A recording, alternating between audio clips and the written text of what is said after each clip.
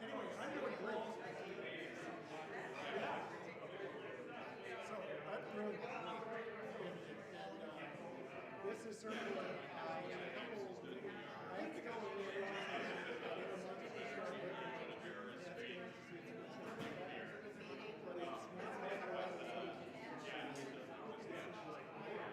but it's very well fit.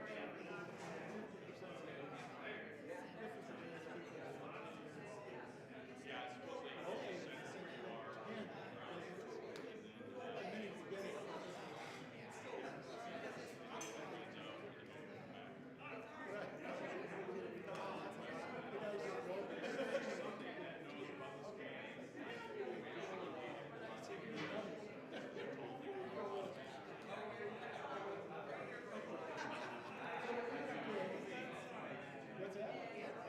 It was,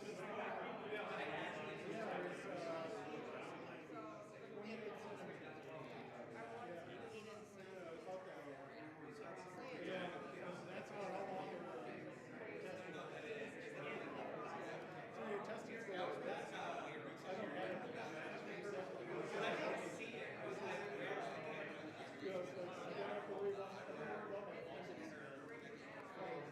let's go. I'm supposed to have a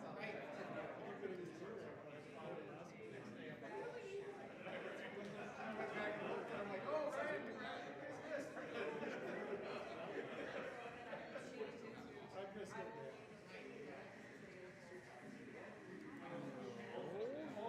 Oh, there he is. Yeah. So you know who got a missionary great Monday. That's good shit. Yeah, a retired guy. And so Mr. Retired guy, a couple of days after he retired,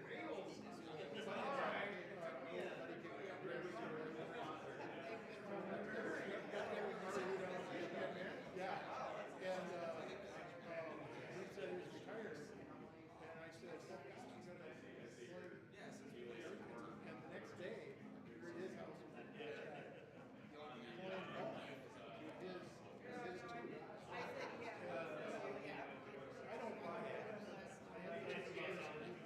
I was going to come over and congratulate you on your beard. And then I was also going to ask you if you had seen his beard. And then you're looking at a picture of his beard as I came, and I was like, hold on a second. I feel like I'm either a little weird. too late or too early to this conversation. Yeah, he came to the last meeting, the last game dev meeting. Okay. He looks like a complete wizard. It's amazing. Yeah, I was very jealous. I was just like, that is, I mean, it comes down to that, point down here. Yeah. I'm just like, that is so great. I don't know how old he is, but actually, that came up. He's 42. Right. His wife is pregnant with their first. Okay, so what's interesting about him is that I always thought he was older than me. I'm 40. My dad played. I'm 45. My dad played in school. 46. Wait. Well, you know what? It's not a good sign. It's approximate, but and Marty and I, Marty was the same age, and when we were working in an office, Marty told me, he's like,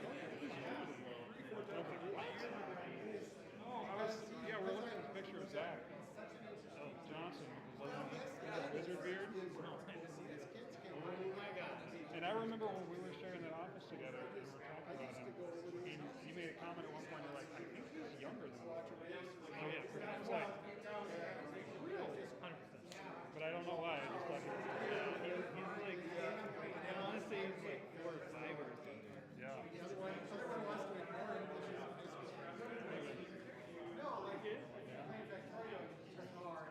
It's so great. It's so having a good time. Anyway, then he starts talking to me. So,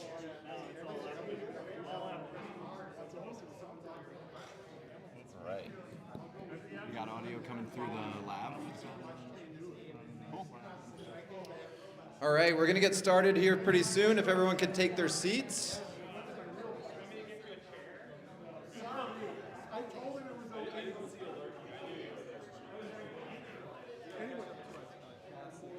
It's an interesting camera setup you got there. Yeah, it's not really made for this, but that's alright. Breathe on it. It'll work.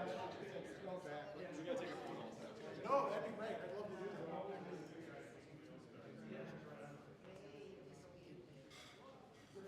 Oh, yeah.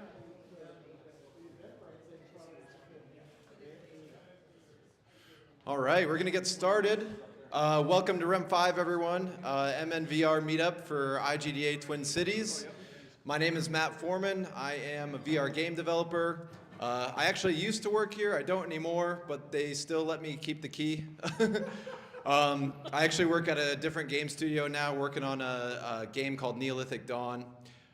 Anyway, I'm still like a consultant for them or whatever, so here to open the door for you lovely people. Thank you very much. You're very welcome. Couple housekeeping things. The bathrooms are down the hall over there. If you get thirsty, the water station is right behind the coat racks here, so feel free to get up at any time during the presentation if you need to. And yeah, oh, I guess I should explain what REM 5 is for people who've never been here before. So REM 5 is kind of like a multi-purpose business. The building you're in is REM 5 VR Lab.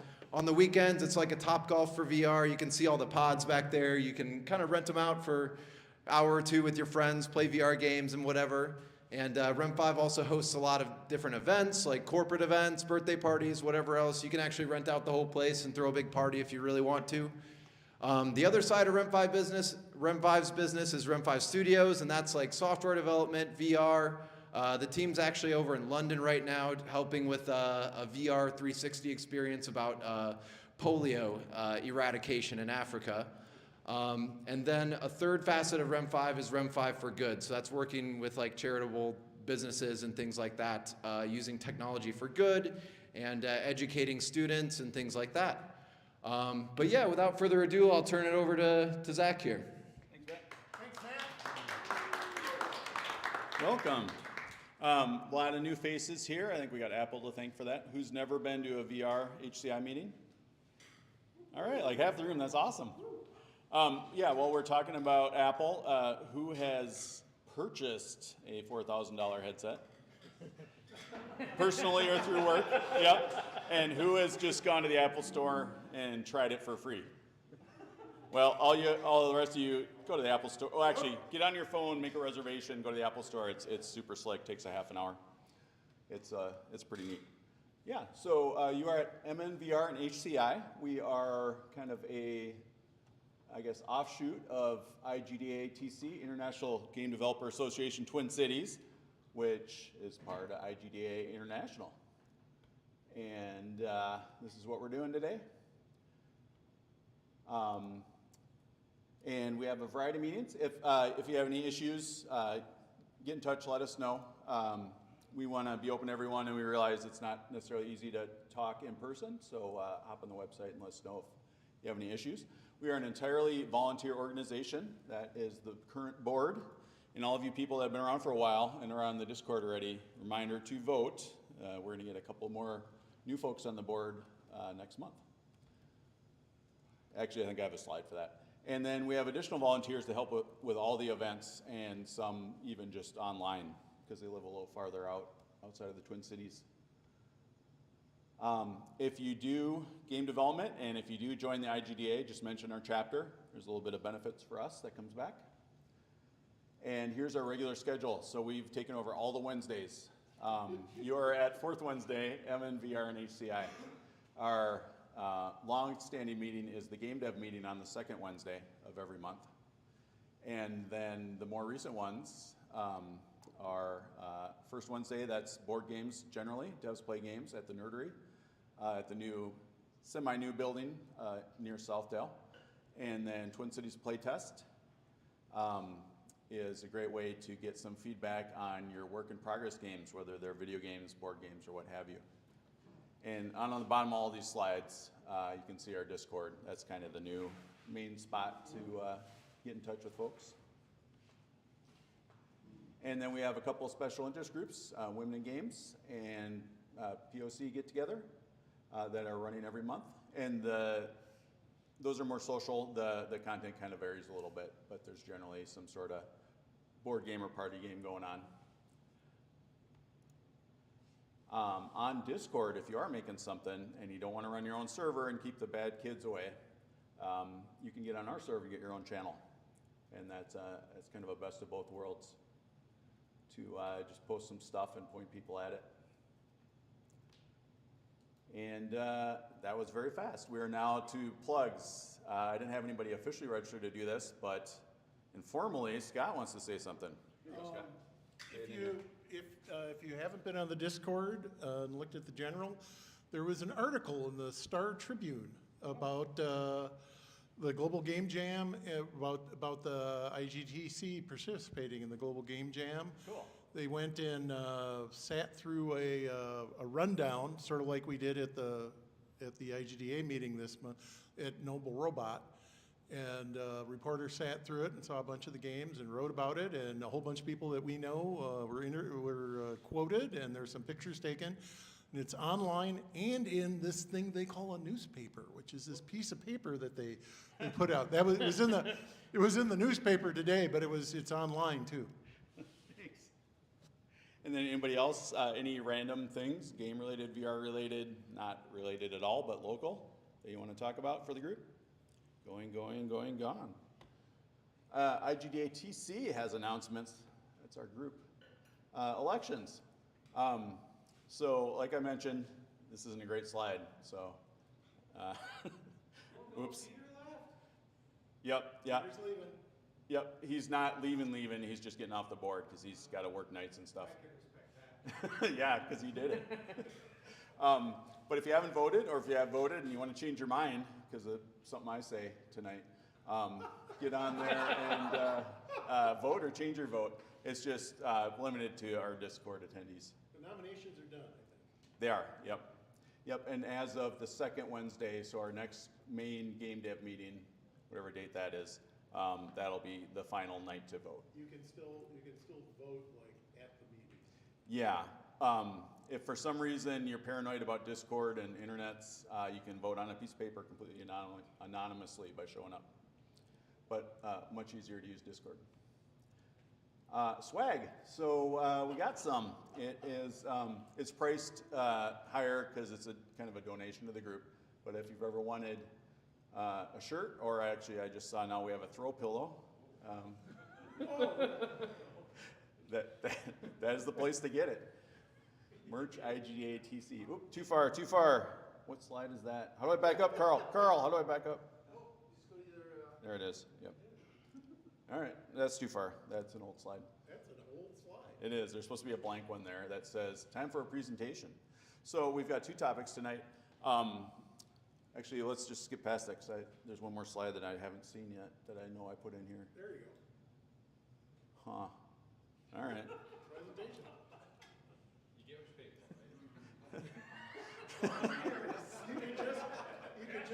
Hang on. It was a good one. I miss it.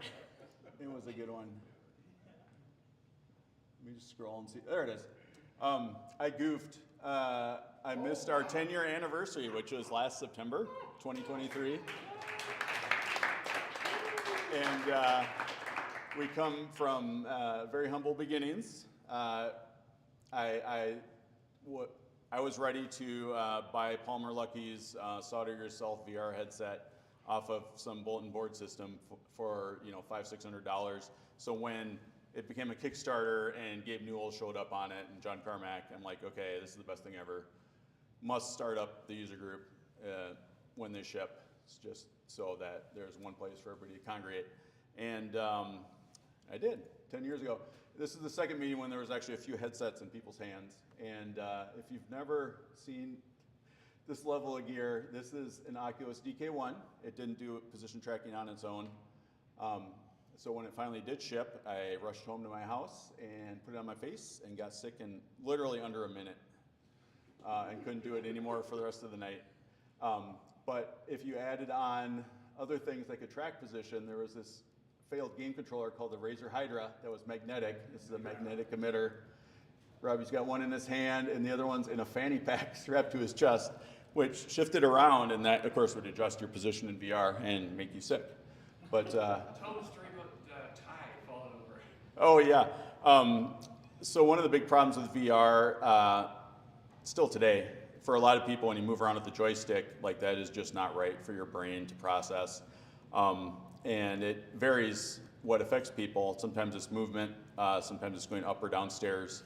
And Ty Burks, who was here, went on to work at Alchemy and was the art lead on Job Simulator and part of Vacation Simulator. No, Rick and Morty before Vacation Simulator. Tried VR for the first time on that laptop with those controllers and that headset. And as he was walking up the steps in VR, he's just shouting things and then going like this. And I'm like, you're gonna break it, you're gonna fall. He's like, I'm not gonna fall. And yeah, we had to catch him. But yeah, very modest beginnings, and I guess I can play this. I discovered this video at the back of my YouTube channel over break. Oh, it's Robbie. Yeah.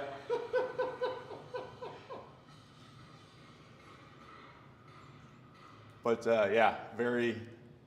What game is that? Who remembers Hydra Deck Cover Shooter? It was a demo, and it was just this amazing thing because it used the controllers for body position, and then your head could move on top of that. And nothing else did, so you're always, separate from this, you're always just a static camera that couldn't move at all. You could just look around. I leaned on a pillar that wasn't there. Yeah, yeah, you take cover behind the box, and then when you're ready to stand up, you push against the box, and then it's not there. Yeah, it was a lot of fun. And actually, Greg's here tonight. He was our original sponsor at the Nerdery. Hey, Greg. So, yeah, that's the one I was looking for. So we are back to this slide that is in the proper position way up here. Presentations. So for folks that haven't been here before, obviously we cover VR stuff. Maybe not as obvious, we cover augmented reality stuff. Or if your marketing department doesn't want to use any of the established words, we cover spatial computing. And it really was. Yeah, this is not a VR headset. And then the HCI, any kind of interesting human-computer interactions, so such as this and this that we're about to hear about. So it's really fun. This meeting in particular, we've got both extremes of what we do. We've got completely homemade, crazy stuff that's awesome, and then we've got the headset that nobody can afford, even me. So we've got both extremes in one meeting. Yeah, I mean it's less than a car. But yeah, so. How much a 240Z cost in 1970? Well, before inflation. So yeah, so first up is Carl, and he's going to talk about all this cool stuff. Hey, Carl. Hey, Carl. Cheers, Carl. Thank you.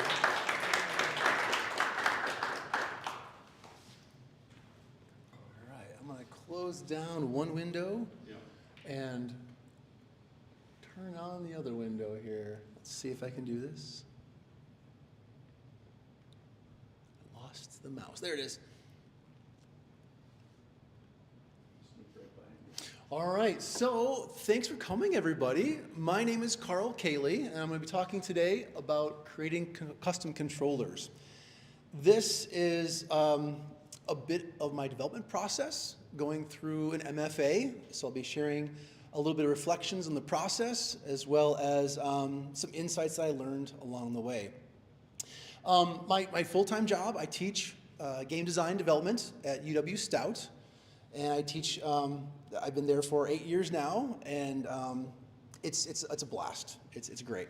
When I began teaching in 2016, I quickly realized that having a terminal degree, an MFA, was really a requirement to further my career in academia. And so in 2018, I began working on an MFA, my master's. I enrolled in the 3-year program, and because I was teaching full-time, I took one class at a time every semester, and I just graduated last Tuesday. So thank you. It was a long haul, and I'm really excited. Learned a ton of stuff. So tonight, I'm going to walk through these 2 different devices. I want to share a look into the process that it incorporated a lot of things that I didn't expect. It was the research behind it. It was the design. I got hands-on in fabricating these 2 devices. I got to learn some programming. My background is in visual arts, and so it was a bit of a challenge to teach myself how to code in different languages. The essence of the MFA was to look at the affective interaction design. And so a bit of background about me. I've met a number of you. I've worked with some of you in the past and even done some game jams together. So a bit about me. My digital work spans the whole spectrum of illustration, pixel art, which is a great matchup with some of the classes I teach at Stout, and making 2D graphics, 2D game art assets for game engines, 3D modeling and texturing, and I'm currently learning more about organic modeling and the PBR workflows for texturing for game art assets. It worked out really well that my interests align so well with what I'm teaching in my day-to-day activities. The other side of my personality is things I do off of the screen. And some of the artwork that I do is sometimes ephemeral. I like to do landscape art. Some of these might include having a 30-minute break. I go out and I'll make patterns in my driveway. My neighbors love it. Or mowing patterns into the yard. I like to experiment with sculpture, playing with food, pixel art in food. There's a little mashup there. And sometimes it's just creating an assignment for myself to learn new tools. It might be looking at a bucket of old Christmas lights and deciding, how can I make something out of this? How can I repurpose this in another way? Or finding some LEDs and learning how to program those with an Arduino. So, I might describe myself as a playful individual, curious, and I found a lot of delight in revelations that I'd find in movies, in the end of a mystery when you find out who done it, the way that you interpret things as good or bad, as having revelations that happen through media, and those eureka moments where you have that, like, oh, I get it. And from my previous career coaching snowboarding, I love those moments in teaching when you have a student be like, oh yeah, that's how it works. And seeing them advance when they went from, okay, this is how I make a turn, to being the fastest one on the course for the day. When I began the MFA, the question I had was about how can design interactions create novel, humorous, and joyful experiences that surprise and delight the viewer? The idea of delightful design. What can that do for interactions? I began to research and do some critical analysis of the very broad fields of game design, interactions, interactive artwork, human-computer interactions, and the appraisal of stimuli for like psychology. It was a lot of reading because it all kind of came together in what I wanted to do. And trying to put some definitions on these words like fun. What does fun mean to you? So taking this idea of delightful design. I'm going to go into lecture mode for a little bit here because there are some things that I think you probably have seen or heard or experienced. The first part was how to apply emotional design models to interactive experiences. And this is where the MFA thesis comes in. Some of the models that you've probably seen before or heard. Don Norman's 3 levels of emotional processing, 3 levels of design. As a core response to a stimuli, you have the visceral. You have that core reaction, that lizard brain response to something. It could be a yuck or a yay, or that response can be good or bad. The behavioral response, which is something we will see if you learn an instrument, if you ride a bike, you become familiar. You see this a lot in games when you learn controls well enough to be able to interact freely and you have a bit of a flow. And then this other reflective response. And this is sometimes you might connect with this with Apple products because they spend an awful lot of time trying to connect with values, with a user base. You might have a sense of connecting to a product, a brand, things like that. The other model is Nicole Lazzaro's 4 Keys to Fun. This applies directly to games. The 4 different coordinates in this framework are the hard fun, the easy fun, the serious fun, and the people fun. And this could be a whole talk on itself. There is on the GDC Vault, if you go to Game Developers Conference Vault, you can find a whole bunch of information from Nicole on this topic specifically. But with games, hard fun, you're going to master a skill. You're going to be able to learn and grow and have that moment of eureka or what Nicole describes as fiero. You've punched the sky and had a great response from overcoming that challenge. Easy fun can be those social games you play, or the quick games you play walking down the hall or between meetings, or during meeting, maybe. Serious fun often includes an area that I didn't really fully appreciate, was like simulations and training. And speaking with a developer in Sweden, they worked with first responders. They worked with medical professionals to create games or simulations to change the displays of the room to give clues as to how to respond in different situations. So kind of like an analog VR, digital analog VR. Another framework that was introduced to me by a member of my committee was this one, Daniel Fallman's Design Research Triangle. And the design practice is what we're, I think, mostly familiar with when you are working as a designer for a client. You are trading your skills and time in service of creating a product. But this triangle has these different momentums into other areas of design studies, academia, where you can further the practice, dive deeper into a specific skill. And then the one that was new to me was design exploration, which can explore possible alternatives. They could be idealistic, subversive areas. And I chose to base a lot of my work squarely in this design exploration area. I didn't keep track of my billable hours on this. So this model, I think, is really what helped guide my mental map of where I was at and what I was doing in time working on these 2 projects. This is going to be something that's for a client. I would approach it in a different direction as if I was just kind of playing and exploring different tools. Another one that came up an awful lot that I applied was Brenda Laurel's Qualities of Interaction.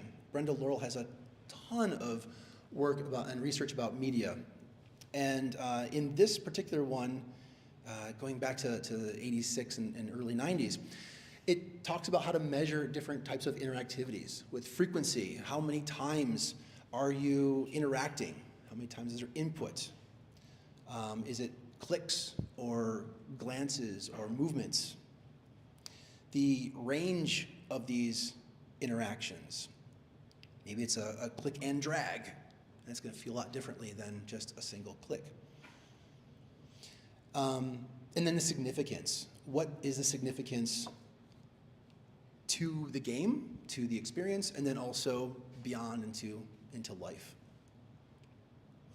So I began this project first, one to my left here, with a very simple question of like, how can I make an interaction, not really understanding how code works, not really understanding about choosing sensors and things.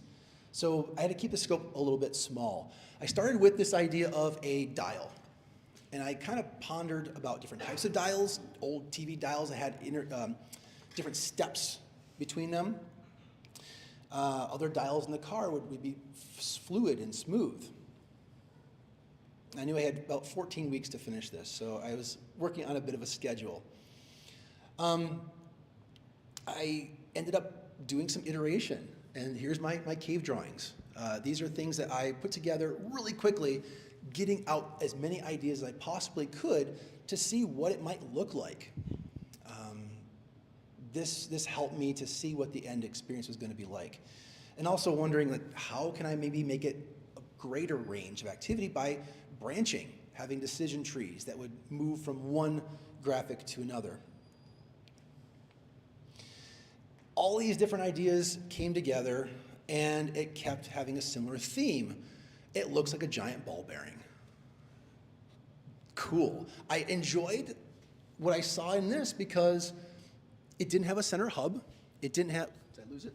Hello, testing? Oh, let's get the other one going. It might have died. Oh no. You got it. Cool. Hello. Testing 1, 2. Thank you.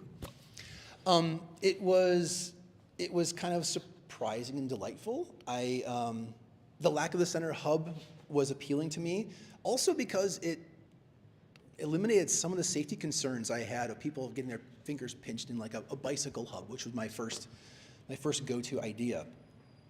And I thought, well, how can I make this more interesting? Let's change the size and scale. Let's make it really big. And so I looked online, and I found the biggest bearing I could find, which was 34 centimeters. And I did a little bit of math, and I was like, 13-inch bearing. Yeah, that's what I'm talking about. Let's make this happen. That was great. Good find. And then I realized it was $1,300. I don't know how much it weighed, but that'd been. You didn't buy it? No, I did not buy it. I did not. But it was a fun tangent to explore to see what was out there. And as I was doing this, I also thought about the end user experience. And wheels afford movement, a lot of movement. And the potential for someone to come along and just ying this thing was pretty huge. And I didn't want to have an experience like the grand prize game or a Wheel of Fortune where someone was trying to do it as hard as they possibly could. So I put a stop to that. I decided what factors might I include to limit the rotation, to slow it down a little bit, and took another tangent. And this tangent was looking at gears, maybe some way of using wooden gears. I found the gear generator website that will actually, you can type in what you need and it will give you a SVG, an output. And then started developing those sketches into a plan using Adobe Illustrator. That was my go-to CAD tool, what I was most familiar with. And both of these were tangents, for sure, but I really enjoyed the process of pursuing them further to find out what was at my disposal, what could be a possibility. When talking to my own students, I use the analogy of a quiver. If you're using a bow and arrow, and you've got this quiver of tools at your disposal, knowing what each one will do is a really important thing when you do need to hit that target for a future client. So then started taking these drawings into a design. I was able to take right out of Adobe Illustrator to paths, vector paths, and turn those into guiding paths for the shop bot, which is a CNC router. We have it Stout in our fabrication lab. And so that was the first step, is figuring out how to use the materials at hand. I had some spare 3/4-inch plywood. And an underlying theme you'll see in this is a lot of times I want to use the materials at hand. If I can find it, if I can use it instead of going out and buying new, I'm going to use that option first. I had some pine boards that I decided to, it took extra time to router these out, but it was free lumber, and it made it pretty easy to cut these pieces out.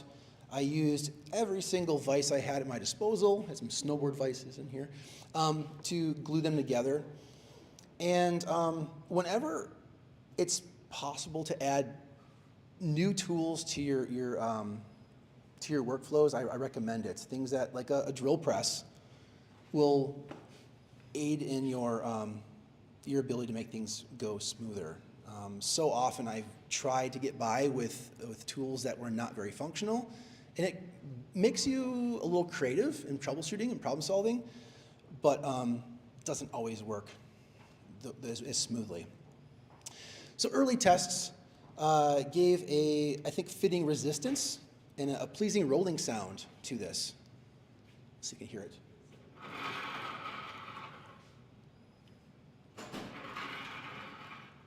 Wasn't too fast, wasn't too slow.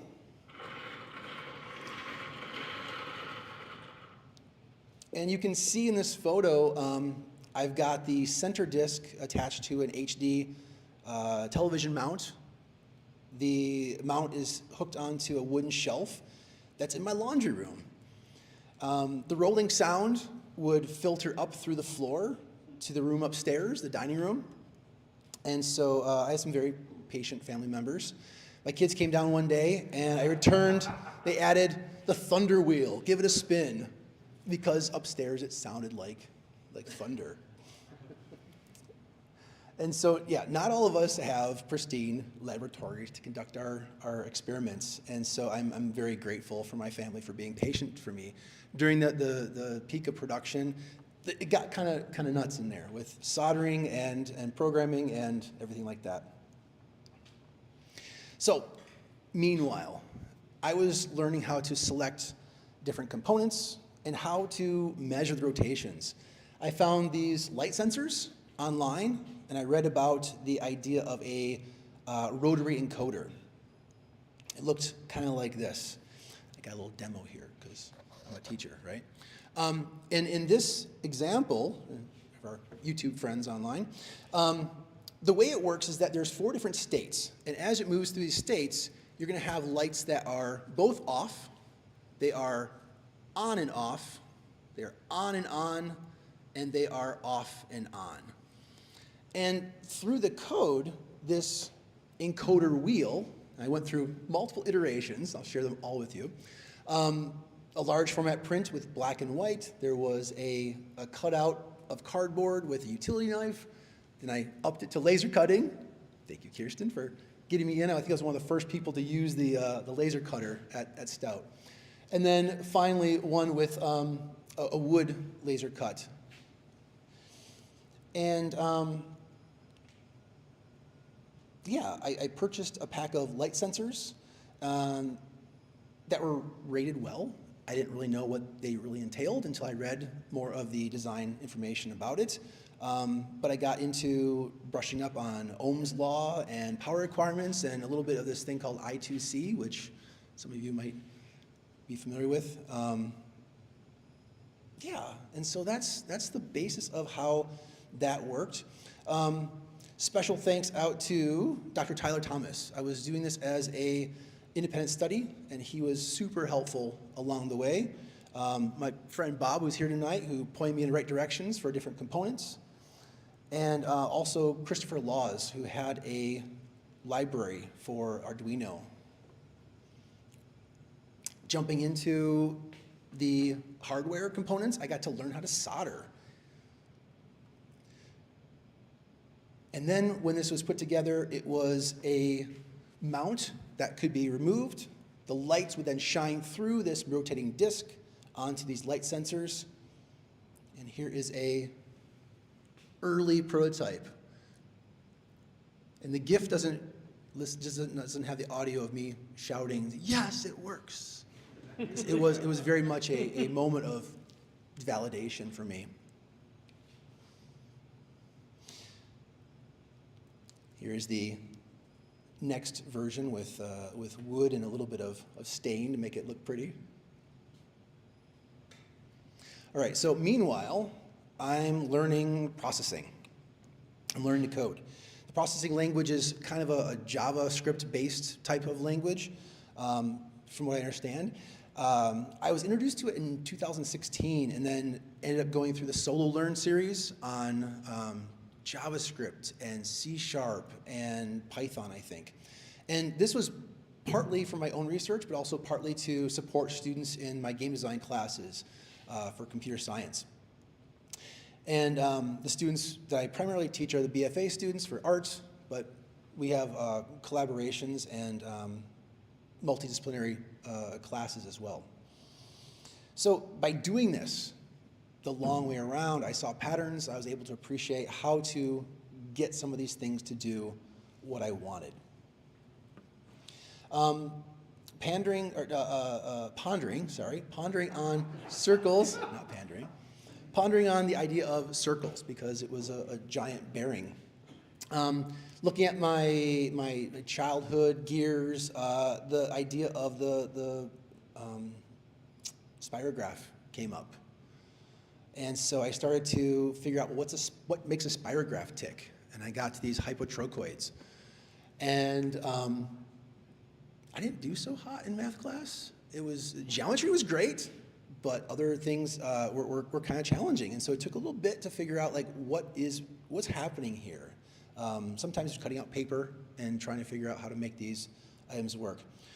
And another delightful advancement was when I was able to make this pattern, this spirograph pattern using these a simple dot that was repeated over and over again to make it draw out a shape. The next step came when I changed it up and I found that I could draw the whole thing at once. And this created a pattern that you couldn't get with the old-fashioned analog spirograph. Some of these patterns were very chaotic. Some of these patterns ended up, when I changed the variable, it would display it at once. It would have some geometric patterns. So putting in number 255 or number 8,000 would get a different result. I kind of saw this as I kind of saw this as a moment where I could change up the values, I could change up the backgrounds, and I ended up putting more of a transparency on each one of these drawn circles. This gave it more of I think it's called bokeh effect that you get with photography. If you have a near focus and you have things in the background like pin lights that will blur out. And then I don't remember specifically if it was a happy accident or if I was intentionally putting the function in the update, but at one point I had it play out. And this again was another moment of I'm doing something right. This is what I'm trying to get to feel like an art piece, like an interactive piece. And so this is what I've got. And it will spin and update. Let's lock this here. And you can spin it left and right.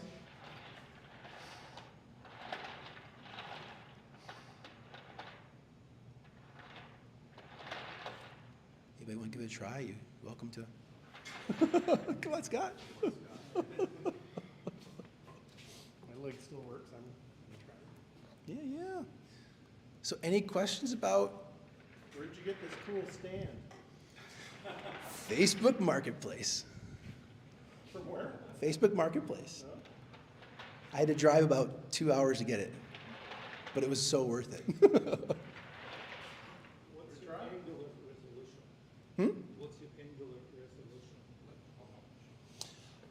I'd have to look it up in the code. The angular resolution, I think, is great question. I don't have it on the top of my head. It's big enough to make a good jump. I think it's greater than 3 degrees. I think it's more like 10 or something. So, streamers online?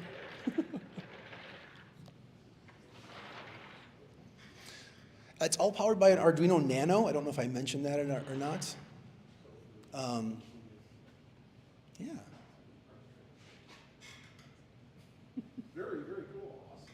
All right. Give it a spin, Zach. Give it Do you a have to try. tune up the placement of those light sensors ever? I haven't. I did it once and I let it fly. I know that there's sometimes it doesn't quite, it jumps or jitters. And I don't know if that is from the computer not keeping up with the frame rate of what's coming out of the Arduino. It seems to be cooler the slower you go. Yeah. I was going too fast. I was like the guy on that TV show.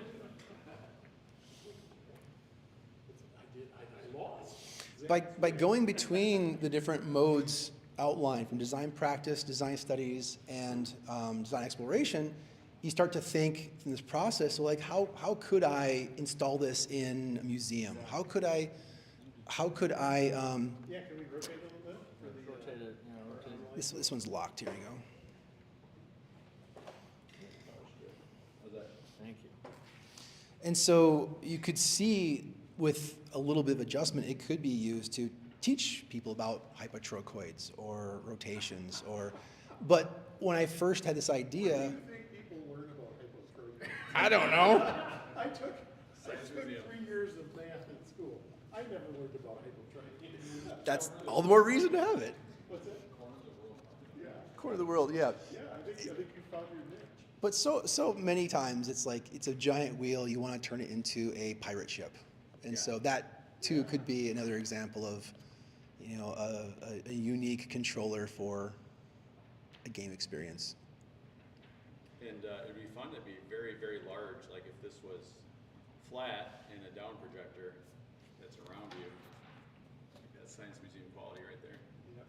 If you can spin that hypertropic stuff into educational. Or project behind you. Or turn it into a little table and project around it. Oh, yeah. Cool too. Or Ideation is fun, isn't it? Yeah.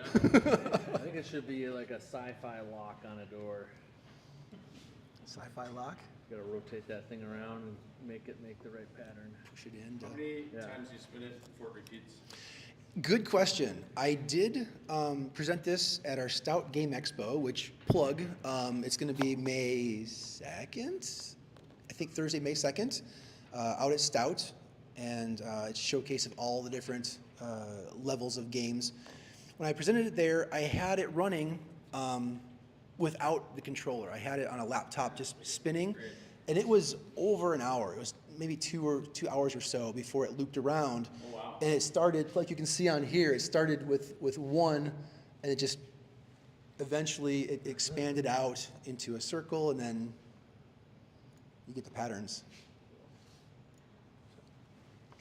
All right, ready for part 2? Okay, part 2. Very different approach, very different outcomes. This one began with a question: what can I do with an old yoga ball? It was popped. It was spare parts. I want to make it into a controller. And so, fast forward a couple weeks, I went on Facebook Marketplace and I found a 16-inch snare drum head. I went to the neighbor's garage sale and he was selling a wood router, which I've kind of always wanted one anyways. It's like, yes, let's do this. Let's make this happen. I used some more of that spare 3/4 plywood, and I ended up putting together the foundations for this device. I made a giant inflatable button. The button, after I had it about this far, I realized it looks a lot like a Bosu ball that you might see at a gym. And I had a moment of like, well, maybe I could have just... Very small children. For very small children. Right, like a little balance ball. And I kind of love that this had this low-tech and high-tech mashup. It was a punctured yoga ball, it was a snare drum head, it was plywood, and then ended up doing a ported pressure sensor that I got from Adafruit. This pressure sensor allowed me to measure in hectopascals, which I could convert into PSI. Yeah, new word. It was like vocabulary word of the week. And so I knew I had to have a wide range. I had to be very sensitive, but I didn't know a lot of the other details beyond that.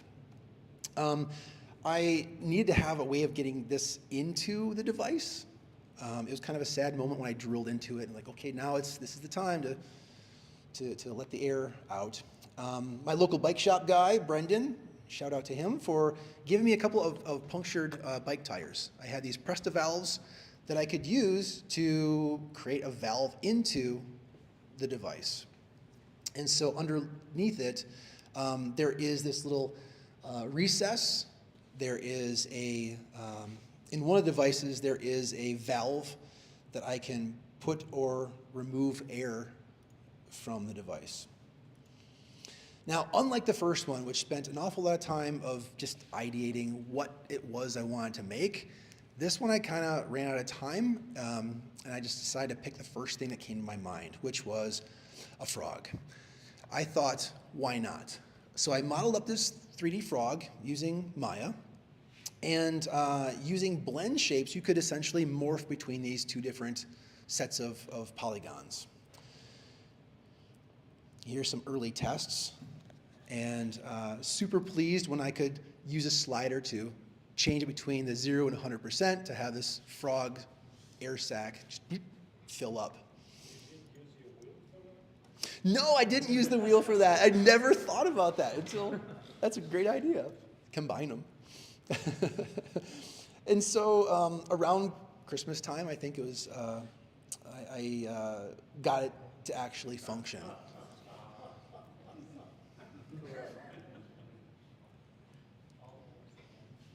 And I'm gonna give a shout out right now to the package that I used was called Ardity. This was developed by Daniel Wilches, and the way it worked was it was going to listen to the serial connections, the information from the Arduino Nano. I had used it once on this device, and so I took the Arduino Nano and I put it into this device. It was super helpful having some past experience working with a tool. And then this almost immediately allowed me to get the information off of the Arduino into Unity. So big thanks to Daniel. And also thanks to Dr. Tyler Thomas, again, who helped me out with some troubleshooting with the code, some troubleshooting implementing into Unity, and I really loved his patience and support going through some of these questions that I had. One of the continual issues I had was a slow leak. Yeah, air is hard to keep into a confined space like this. I tried cutting up a yoga mat to insert underneath here. I tried to go tighter on there. I tried staining it, painting it with latex to have a tighter seal. Use some silicone rubber around the areas where there might be some air leaking out. Yeah, none of that really worked. And so I ended up purchasing a kickball. And yeah, I have some really understanding kids. I just showed up in the mail and I said, okay, we're gonna have this for tonight. Play with it all you want to, but tomorrow I'm cutting it in half. And they're like, okay, it's just, they just knew that it had a purpose. Did they at least get to keep the other half? It's right here. I made 2 of them. And so what this did is it allowed me to have more stability and a longer span of time with the air in the ball. There's still a very small leak, but it's not nearly as bad as it was. And yes, since I had 2 halves, I made a second one. During this process, I thought, well, what else can I do with it? I didn't do a lot of ideation in the beginning, so could it be applied another way? And I had a little tangent where I went off and thought, well, this is measuring a constant air pressure. What else could I do with it? How about an air balloon? A hot air balloon going up and down. I had this asset I had created from another project, and I thought, well, let's just see what might happen. I didn't get very far with that. Life happens, and so I didn't get a chance to really implement that, but it's a potential for the future. All right, and so create an environment for this little character to live in, and yeah, let's give it a try. Does anybody want to have a chance. Oh, you want to jump up here? Okay, so let me just close this one down for a second here.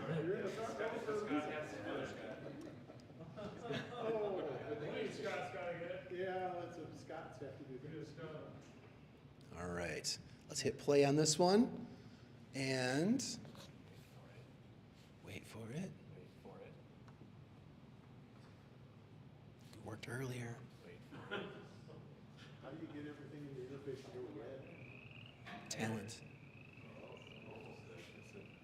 Okay, give it a try. Is the screen not up there? It's not up there. Hold on, hold on, hold on. Here we go. Magic, here we go. Wait for it. Oh, there we go. There we go.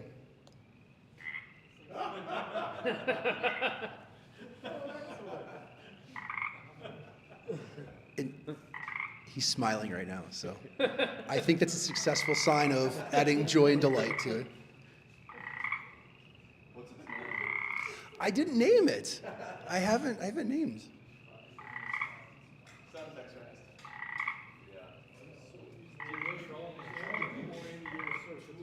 What's that? I think the delay might be that I'm trying to do too many things at once.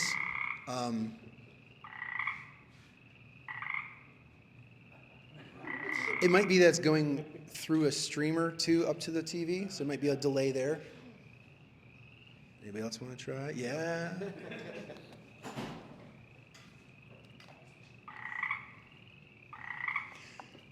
Oh, that's fun. So you can hold it. Yeah, you can hold it down. There was one time where early on where you push down and it would just spam the croak button. That was kind of chaotic. It was pretty simple for me to figure out how to randomize the croak sounds so that we had 5 unique croaks each time. The challenging part for me was to figure out how to have it connect to the values so that it would croak and then it would release and then reset so there was an on-off state. The cool part is how adapted it is. What's even cooler is that when I was showing this to students at the Game Expo, a couple of them started talking to it like, "Oh, you're a good boy, aren't you?" And I turned around and I was able to actually nod the head. And so using a game controller, I added in, and this is running really slow. This is running quite slow. But that was that extra feature. Oh man, it's really slow. I could, in the past, be able to actually nod it up and down. But yeah, you could turn the head sideways, rotate it. This was that extra feature to add the range to the character. Wow. I wonder if I can restart this and see if maybe the next round will go a little faster. And so this is something that it's a valid form of user testing. It's called the Wizard of Oz, where you are showing a product and features that are a bit beyond what the system was ever testing features before they're actually implemented. Some of the people who were playing this, they thought it was a sentient frog. They thought it was, answering them. And it's like, "Oh, you made it do that?" I'm like, "No. I can't do that yet." And I apologize, it's running so slow. It's been a long day for the computer. Quit apologizing. It's really cool. Sad frog. He's tired. So cool. Library let you hook up both at the same time? I was thinking the same thing. Can I do what? Can you run both at the same time? Does the library let you? To run both. Both in your pressure sensors, control? both inputs.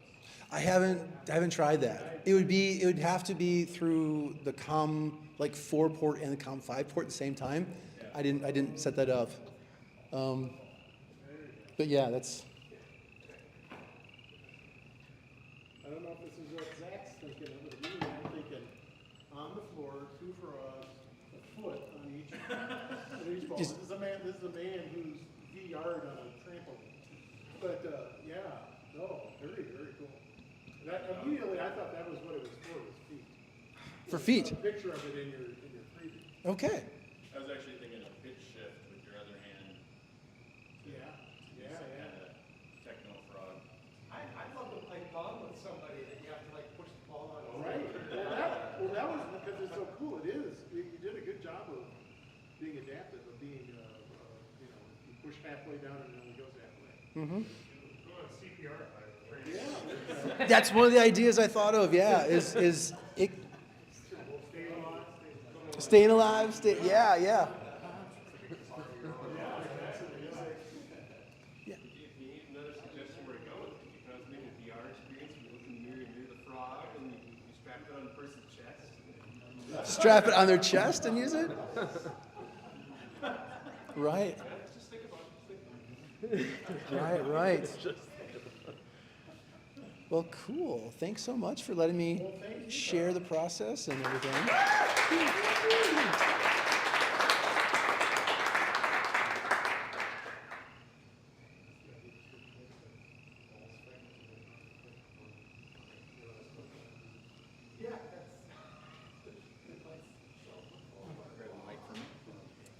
Carl, I just want to say I appreciate your ability to use materials you already had, Yeah. use assets you already had, use material to its fullest, making two of them. I see no waste in this. Thank you. So we're going to have a few minutes here to switch gears. When kind of scheduled this meeting, I knew that, well, the release date of Apple Vision Pro, and that we've got some hardcore folks in the group that are would get it at any expense and hardship and 5 a.m. wake up and all that kind of stuff. So I felt very confident of just scheduling this vague thing and then telling them they didn't have to prepare much. So this is kind of just an early impressions panel for folks that have it, for anybody that's tried the demo, for anybody that's curious and has questions. That's really the main benefit, is just to ask about what the reality is versus what you saw on the fancy review site or what you saw the random YouTuber do on a skateboard for clicks, and then probably return it 14 days later just before it wasn't refundable. And just kind of get some reality about it and maybe some perspective of where it's going to go next and how soon it's going to be affordable. I had to do a bunch of that kind of self-counseling myself to ease my FOMO and make it okay and not buy one. But who's all here? It's Nate came in. Mark, you got a laptop you want to hook up? And then actually in March, Marty's going to do kind of a detailed thing on Apple Vision Pro when he's back from a couple trips. So this is kind of high level stuff for today. Are we going to take a break? Yeah. So if you want to wander around, bathroom, water, whatever you need. Thanks so much, Carl. Sorry, you remember this, so you can turn. Gotta go pretty slow.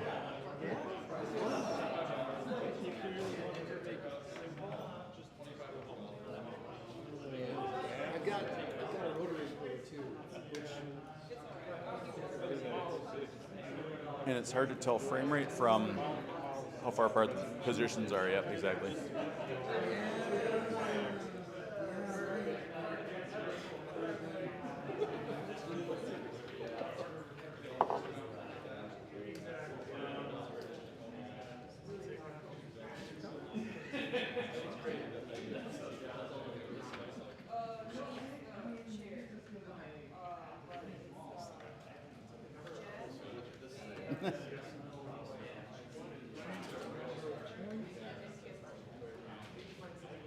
I showed up super late, I'm sorry. No problem at all. Kind of a custom-made input controller. Very cool. Oh, you did math? We asked earlier what the turning these dances.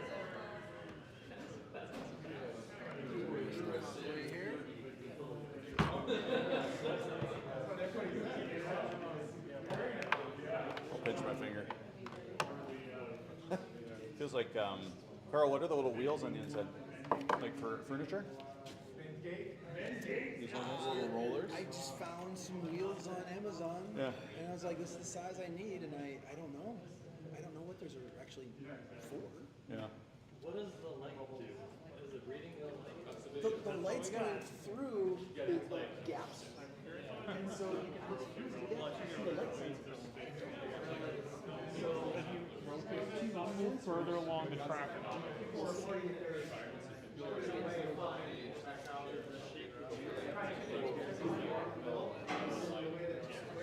No. So What it is right now is more or less like what the OpenAI has with ChatGPT.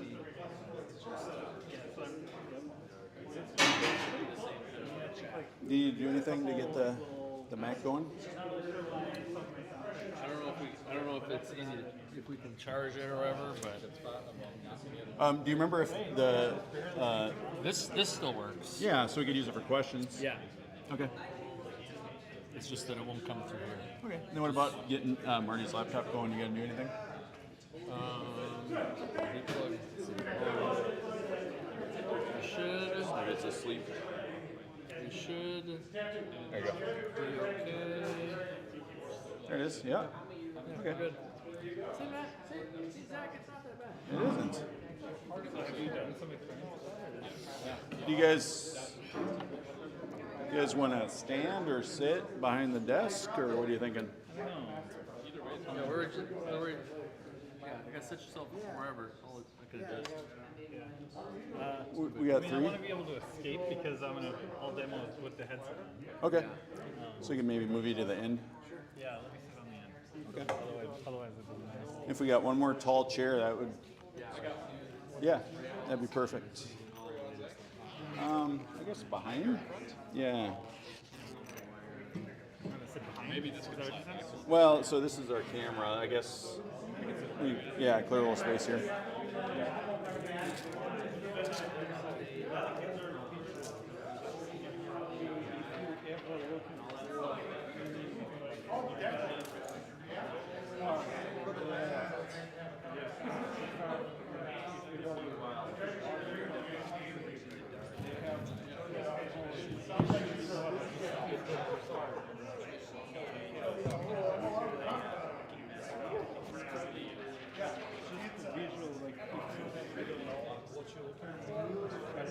kind of guess like what kind of eyeballs like it's old. I love it.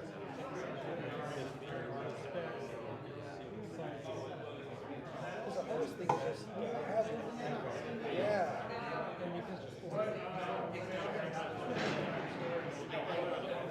that one might look off, so it looks a bit different.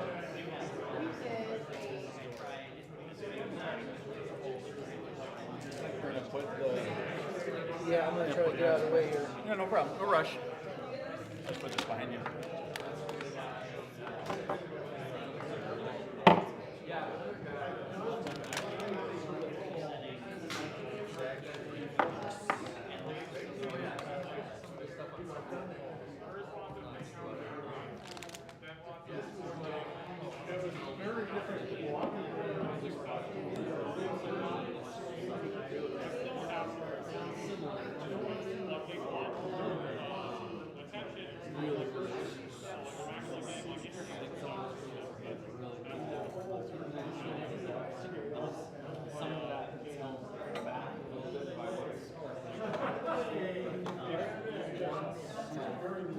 Is this yours?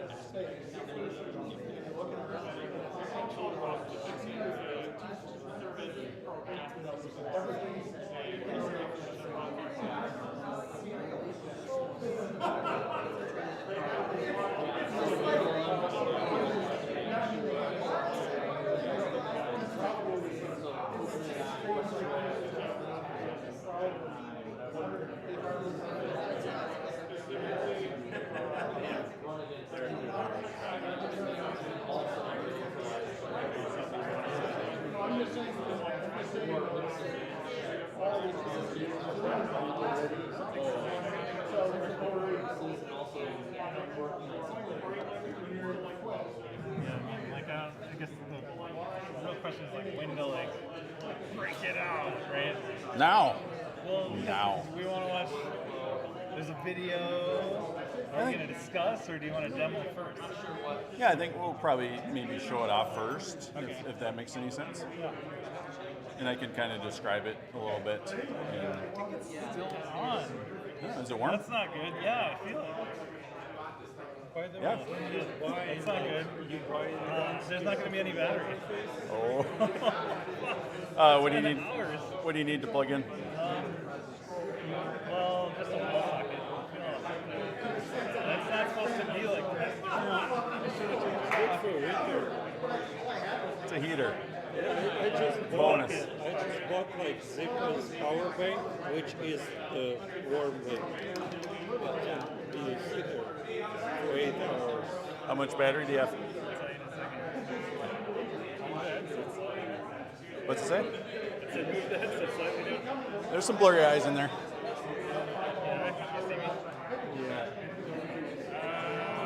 14%. So what do you need to power it?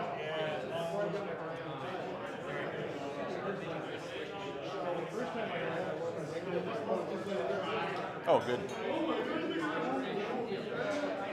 Yes. It would be ideal if I could like put it up here. Yeah. Feel this? I mean, Are you okay if we take this power strip? Okay.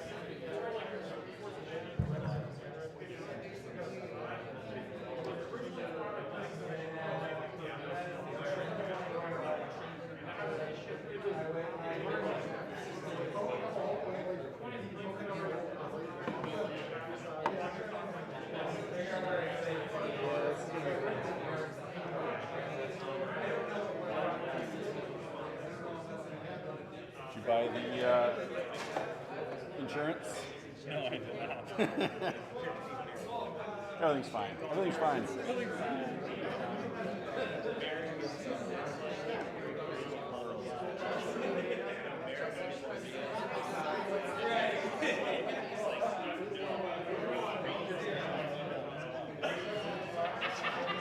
Oh yeah, looks nice. All right, we're ready to get rolling.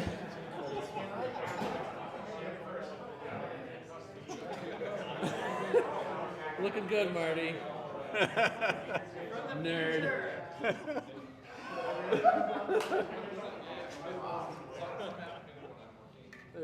That is a nice camera, that little guy.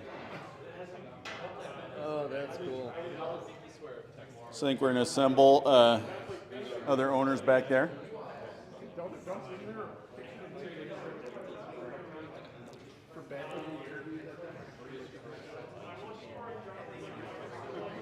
He's a real friend. Oh yeah? If you can sneak back there. Oh my gosh, look at everybody. All right, we're going to get rolling. If everybody can take their seats. Marty, do not don't look at the screen. That's gonna Yeah, what happens? You look at explode. look at the TV. I want to see it. Marty, look at the TV or the screen. Oh yeah. Oh yeah. Now rotate your head.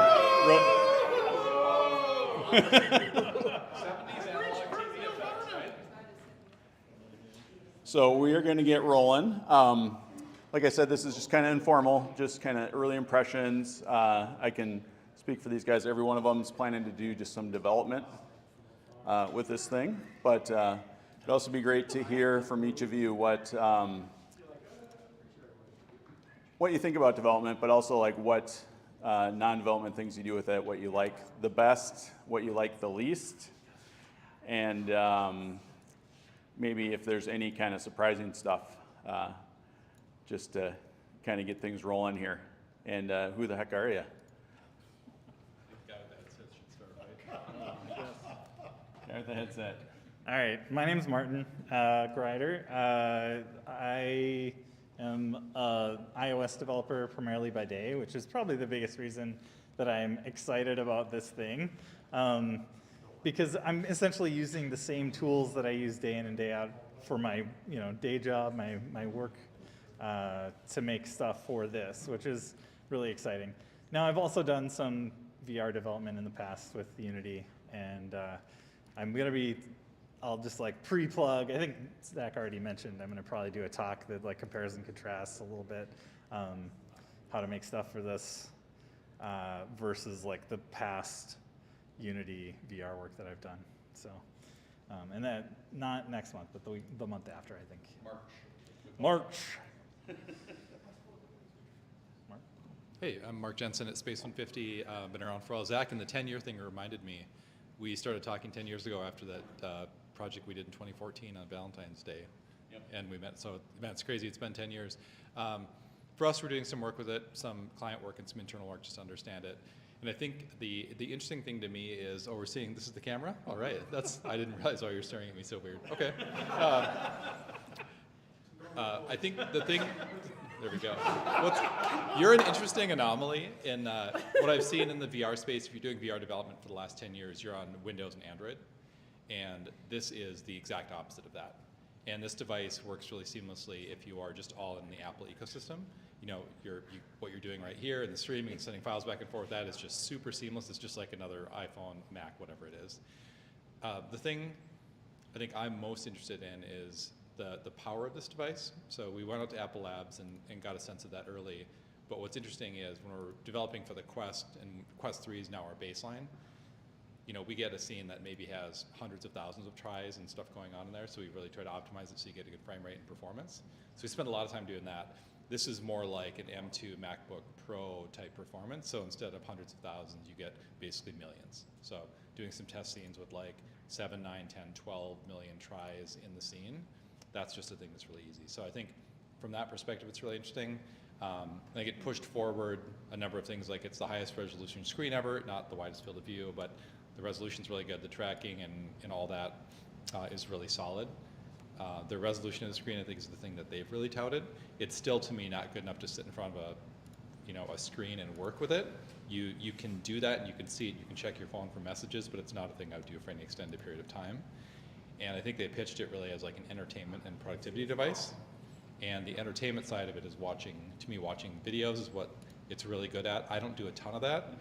And there is really nothing to do with other people in it yet. You can do FaceTime calls with the personas, but there aren't just a whole bunch of multi-user games. And I think on the Quest, everything's just multi-user by default. That ecosystem's been around for years and it's just built out.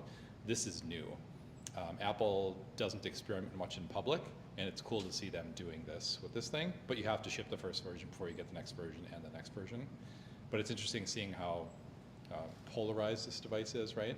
The Apple fans, it's the best thing ever, and Apple just told us what mixed reality is going to be like, and that's definitely not true, but it is a step forward in some ways. I think one of the biggest things I miss are things like controllers, like your hands are good for certain things, but typing in VR isn't good no matter what you're doing. And to me, having the precision of controllers to do certain things is just great, and I don't see Apple ever moving in that. They kind of have an anti-stance on that. So it's a really powerful device, allows us to do some new things. I have a video up. Is that something he can play in here, or do we do that separately? That's a good question.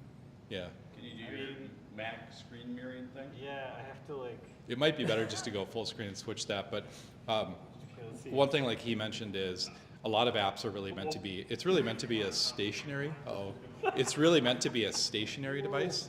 So. I'm going to show you all my password. Well, that's bad.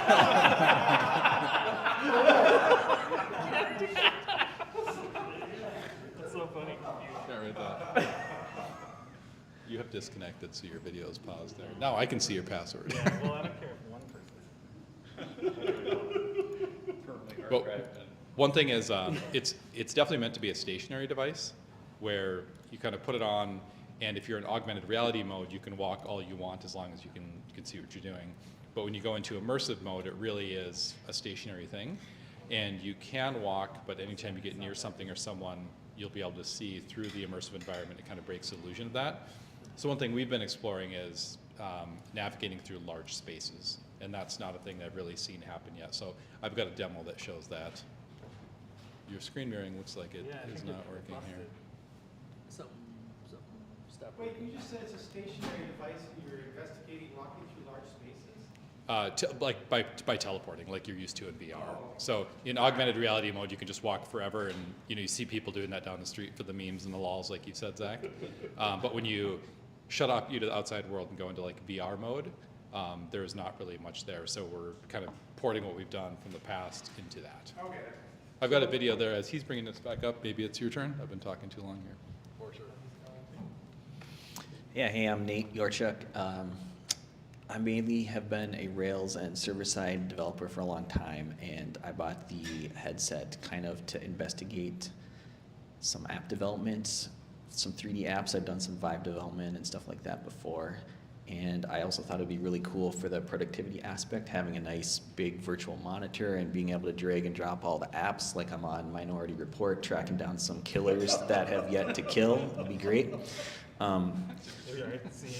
That's my fantasy. All right, anyway, so yeah, I find the productivity virtual workspace to not be that great. You can basically share one monitor from your laptop, and my workflow for a long time has been, you know, that 2 monitor setup where you have something that I'm really intensely working on and then your reference documentation in that other window, and it just doesn't work very smoothly.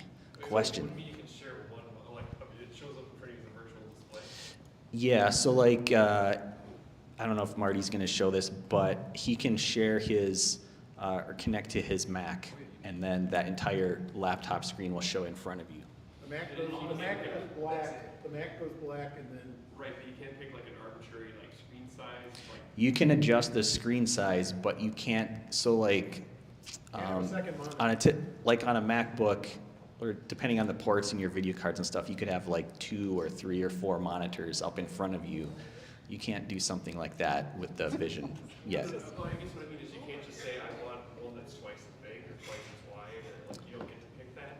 You get to pick the resolution of a single monitor. You have to pick the resolution of the device you're using. Up to 4. Yeah. Yeah, so like if you're used to maximizing one application on a monitor and then having a second monitor with a bunch of other little windows open on it, you can't do that. You have to have one monitor in front of you, or one display of your maximized application, and then you can switch maybe within like a different virtual desktop on the Mac and have a bunch of other windows open, but you can't have, you know, multiple monitors with a bunch of stuff open all at the same time. Yeah.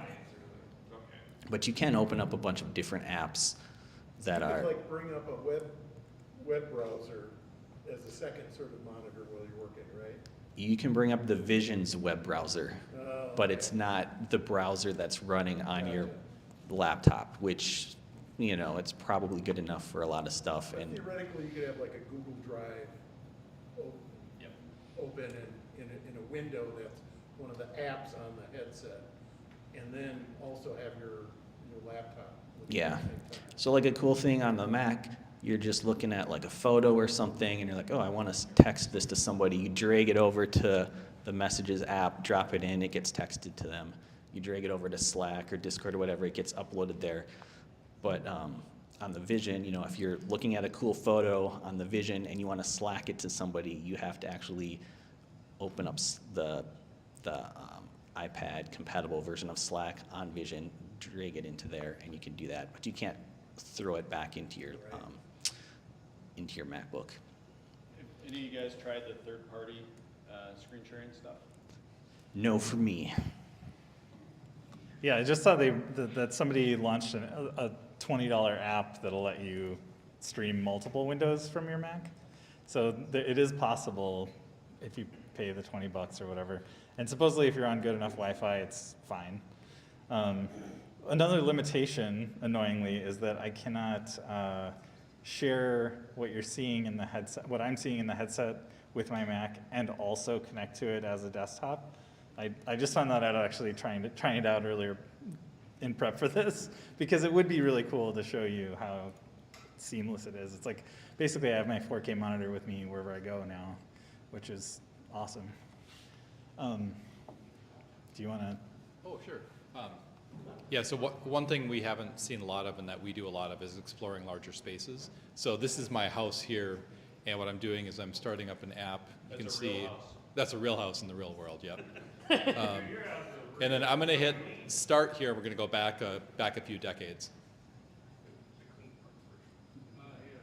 And there is audio there. I was just going to say, we've seen your house in virtual reality. I do have the MIDI audio here, but This is basically Doom episode E1M1 if you've ever played it, a place I know really well. So I was just thinking what would be an easy thing to kind of explore. And we think about the fidelity of looking, eye tracking is really good on this. So the little discs that you see on the ground are tiny little circles. And when you look at those, the Vision Pro knows what you're looking at, and then you may not see it, but I'm doing basically a finger tap, and that basically means go to that location. So without a controller, it's the equivalent of doing basically like a VR teleport by pulling, by holding down the stick or pulling the trigger or whatever to go there. And it works surprisingly well. I was really impressed at how they can be really, really tiny on the screen, and you can just see I can navigate all the way across that world to get there. And yeah, it works really well. I was really surprised by this. And one other thing that's really surprising is I had to kind of look through that door to get there, but I had to kind of like peer through and look. The other thing that's interesting is in VR, this would feel very bad. This is kind of this like worst case scenario linear movement through a space. In here, I have no reaction and it feels really good. So I don't know if it's not a refresh rate thing because that's what 96 by default. So it could be a resolution thing where it doesn't feel bad like I expected it to. So I think it's a pretty viable way to do that. And this is just a simple, I'm a terrible iOS developer, but with AI tools, I'm able to kind of say, how would I do this? And I managed to kind of put this together and kind of port some of our existing stuff over here. So why do you need the markers? Can you just look arbitrarily and move there? You can't, you would basically have to, and there's a privacy issue too, but you have to basically look at something for it to know that you want to do that. There probably is some way to do like say a laser pointer or hold something in your hand or do something like that, but hand tracking is just not as accurate as controllers. So my thought was the intention of like, I want to go to this place. And what we'll probably end up doing is putting a whole grid of them down and making them invisible and doing exactly that. So like no matter where you want to go. But we found this to be a really intuitive way for people that aren't used to this to say anywhere you want to go, just look at this navigational element and you'll go there. But if you can adjust like a texel level, so you look at this particular texel in a texture, and that's your target where you go. I think the question you want to ask is why don't you just use the eye tracking data to say where you want to look? Because it doesn't give you the eye tracking data. You have to look at an element that you gave Exactly. the eye, and it'll tell you, you activated this one. Yeah, and for us, what we're trying to do typically is create something. You could hit replay if people want to see the meaning of that again, but you don't get that. Yeah, yep. So, and this is also one thing we found is like freedom can be good for everyone, like in here in this group. But if people don't know VR and don't know mixed reality, just telling them like any of these things that you see around the world, you can just go there. That actually kind of makes it simpler for most people. Yeah. I think also if you looked off to the left out that window and tapped on that or whatever, you'd just fly out the window. So you do want some markers to kind of like give you reasonable points to run around on this level. But really impressive how far off in the distance, and basically it just seems like it's a tiny number of pixels and you barely see it, and it hits it every time. So like really impressive, I thought. What gesture do you have to use? Just a pinch? Yeah. I'm really surprised at your reset of the nausea, not having it with the acceleration and deceleration between these. It's kind of breaking some rules here. So The thing we've always been told never to do is like ease in and ease out and move linearly along the way, and it was great. I could set this time to 0 where you just teleport instantly, but I found I was losing a bit of context there. So having a short amount and 2 seconds between each was the magic number that felt the best to me. Faster was worse and slower felt like too slow. So yeah, interesting though. I don't know why that is. I'm still kind of figuring that out. I wonder if it has to do with your eyes being focused on the place that you're moving towards. It could be because you have to be. And you expect where you're going to go. Yeah. It's the intention that you're doing. Right? Having that awareness, like, maybe helps your brain think, oh, nothing's wrong. It's really good thinking because in VR, you can often teleport to some place, but you're not exactly looking there, where in this, you have to stay focused on that, right? And it's not showing in the video is this foveated rendering. Yep. So it is actually blurrier where your eyes aren't focused as an optimization. And then the fact that it's Doom, I mean, look at those textures. Those are smeary, I guess would be the nice way to say it. So you're not going to have the details flowing past your eyeballs. the field of view is smaller. As About well, 90, which yeah. helps. Yep, that's true. You don't have this peripheral motion happening. Maybe enough. A point I was going to make about the foveated rendering is that that is actually kind of one of the bigger downsides with having doing the like screen like work. I've noticed that, like, if I'm just glancing around the screen, like I'm just moving my eyes, not my head, things are not in focus for a split second. So it makes working on it just a pain. But I've already trained myself after like 2 weeks to kind of move my whole head when I'm looking around my monitor, because you don't notice it then. You don't see it at all. And You have to ask, what am I doing here, right? Yeah. yeah, I mean, well, so the main thing that I'm doing is that I wear it when I'm developing the app for the headset, because I can just hit play in Xcode and immediately be in the scene. I'm not wearing it to develop an iPhone app. Do you want to go back to your view of you? Yeah, do you want to see the game that I'm developing? Yes, please. So let's see if this works now. I'm not exactly sure what happened or why it broke.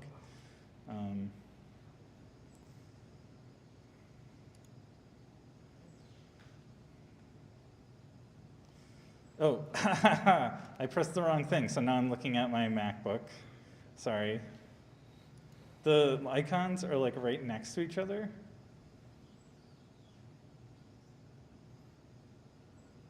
Okay. Yeah, I guess I'll just, and also I'll say Nate has been helping out with this app too. I'm gonna unplug from, I found that it was like on in my like little $20 case. So I think I'm gonna step away, but I'm gonna unplug it. Yep. I should have plenty of battery. Do you want me to hold this up for you when you're talking? Yeah, well, I don't know. That's a good question. So I'm gonna walk over here just to a bigger space. I don't know why I have this open. We can't see anything. Oh no, what happened? No, it's working for you, but it's not shared. Oh, I see. Has that been true all along? No, it was just now. Just now, when you switch back from the video. I wonder if you're in a different workspace. I don't know. There we go. There we go. All right, like. Don't touch anything. I don't know. Okay, so yeah, so like this, here's the menu that I was talking about where these buttons are right next to each other. So like this one is the mirror my view, and then this one is the virtual display. So they're really easy to, that's the other thing, is that I find that my eyes want to move slightly faster than, I have to really like focus where I'm gonna like click. Okay, so the menu, it's called Puzzle Prison right now. There's actually no way to organize these apps. It does feel like in a lot of ways this thing is like half finished. So it's, and then which one is it? I don't know. I have 2 versions on here because I was changing the app ID. So I think it's this one. Nope, it's the other one. Back to the menu. Okay, so I added this this is like a texture that updates with the time. So that's the newest feature that Nate, and I don't even think Nate has seen.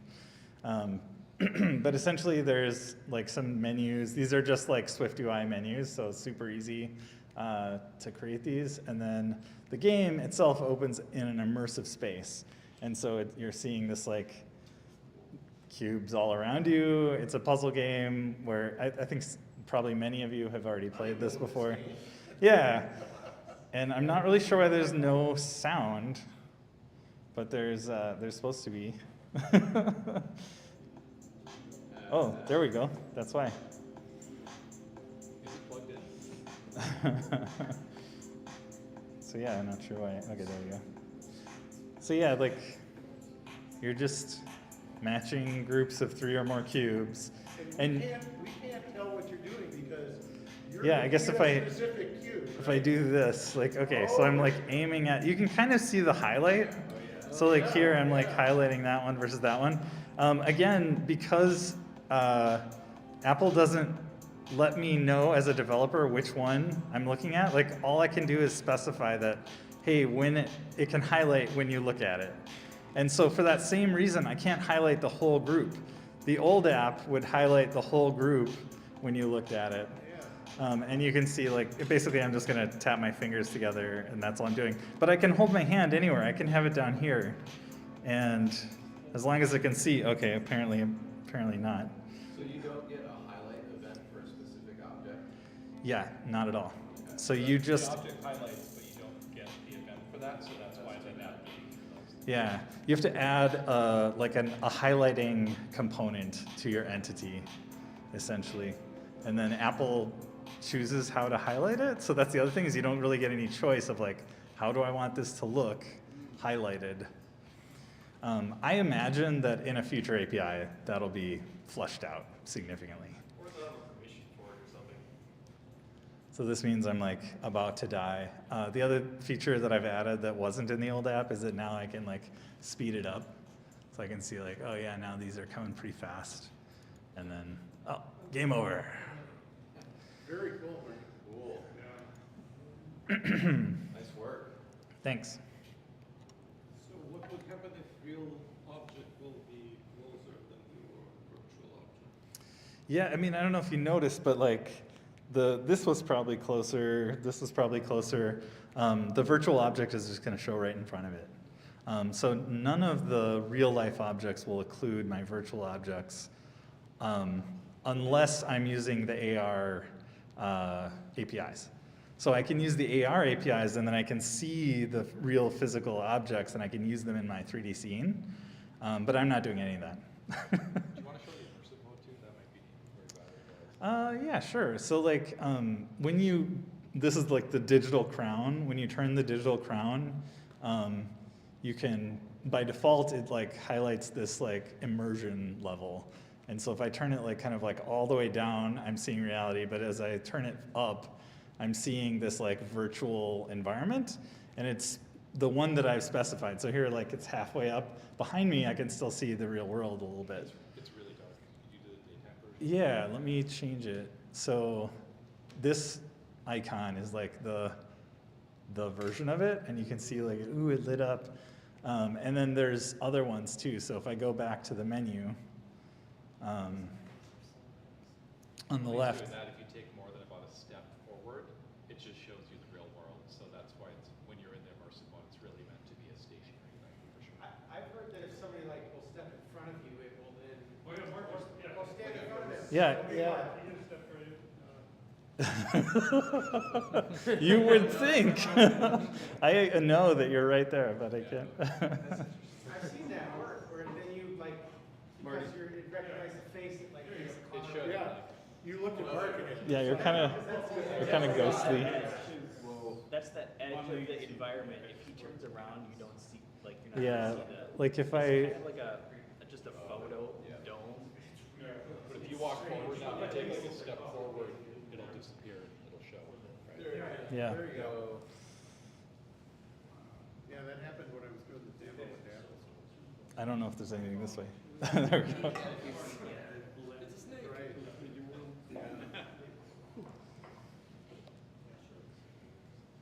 But yeah, all of these environments are really neat looking.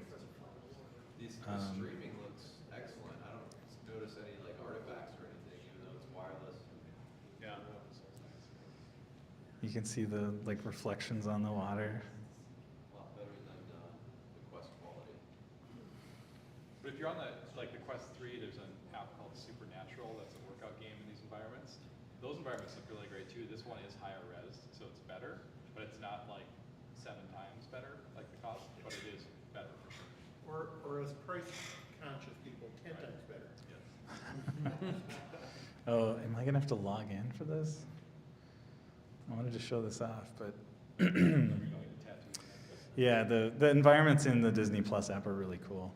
We could turn the TV off for a moment. I'm not even sure if I remember my login. I think there's a good chance it won't actually replicate. It will not because of DRM, right? Yeah. You can watch trailers, but you can't watch shows. Oh, yeah. Unless you run old Firefox. Not on here, right? So this black box app is pretty neat too. I don't know if you can see these very well, but there's these bubbles. Yeah. And they have like a really nice like pop effect. Like the shaders in here are really cool. And each one has its own, all these bubbles are a puzzle. And so if you tap into them, there's like something that happens. and you have to solve like, how do I make this turn into the thing? And I think this one is like bobbing up and down, if I remember right. I'm not, actually I don't remember. Oh no, this is an audio reactive one. And I think I just have to like hum or something, so I'm not gonna do that one. But here, take this.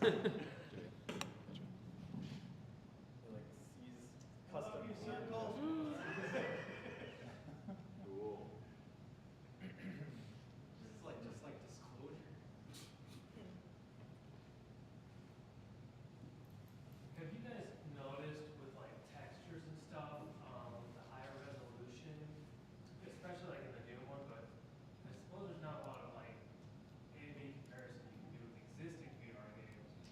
But I noticed when I started developing in the Barrio Arrow, which had like you don't see pixels, right? And I was like, with the normal textures, it looks horrible and everything is flat. And is that to say, like, I assume it's similar to that? Definitely, yeah. The question was about textures. If you use low res assets, they will look low res for sure. And you can't, I think you can get up to, and Marty maybe you can show us, but you can only get about 4 inches away from anything before it basically just turns into the camera.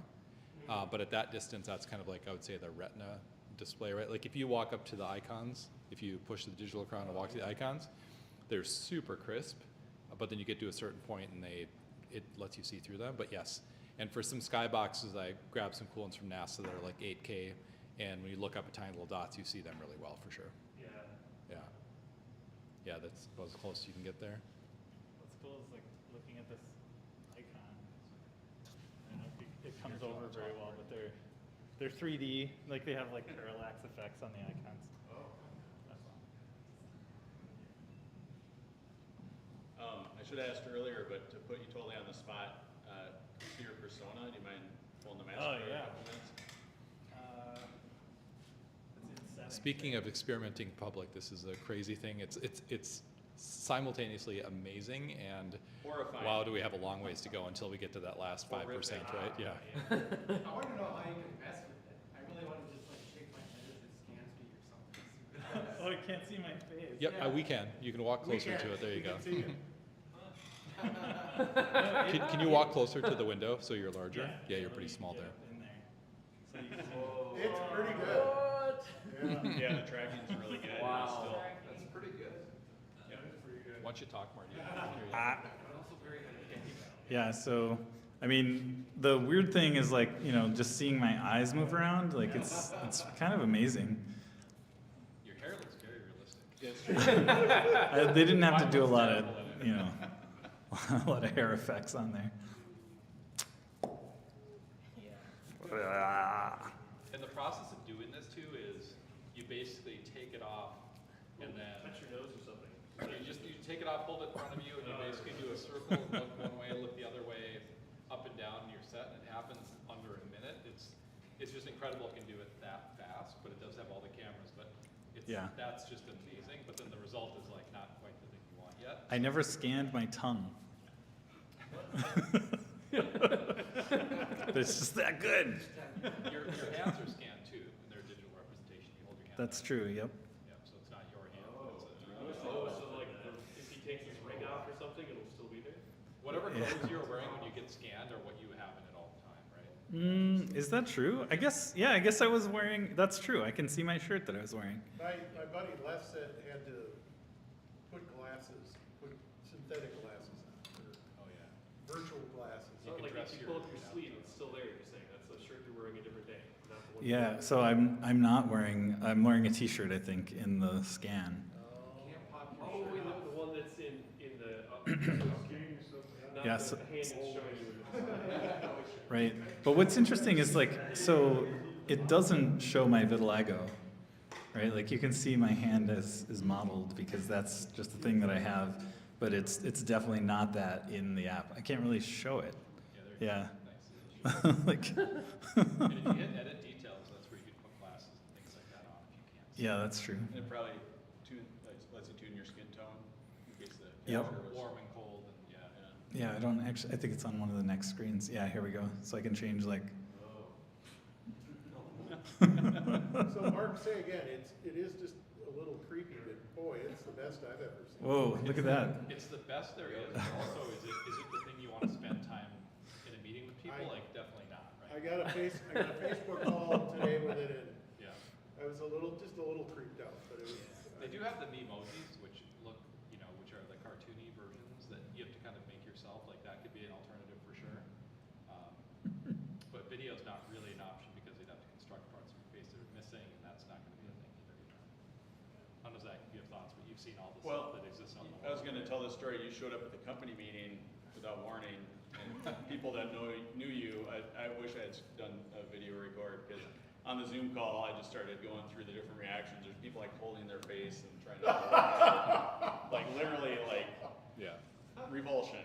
Yes. It's very uncanny. Yeah.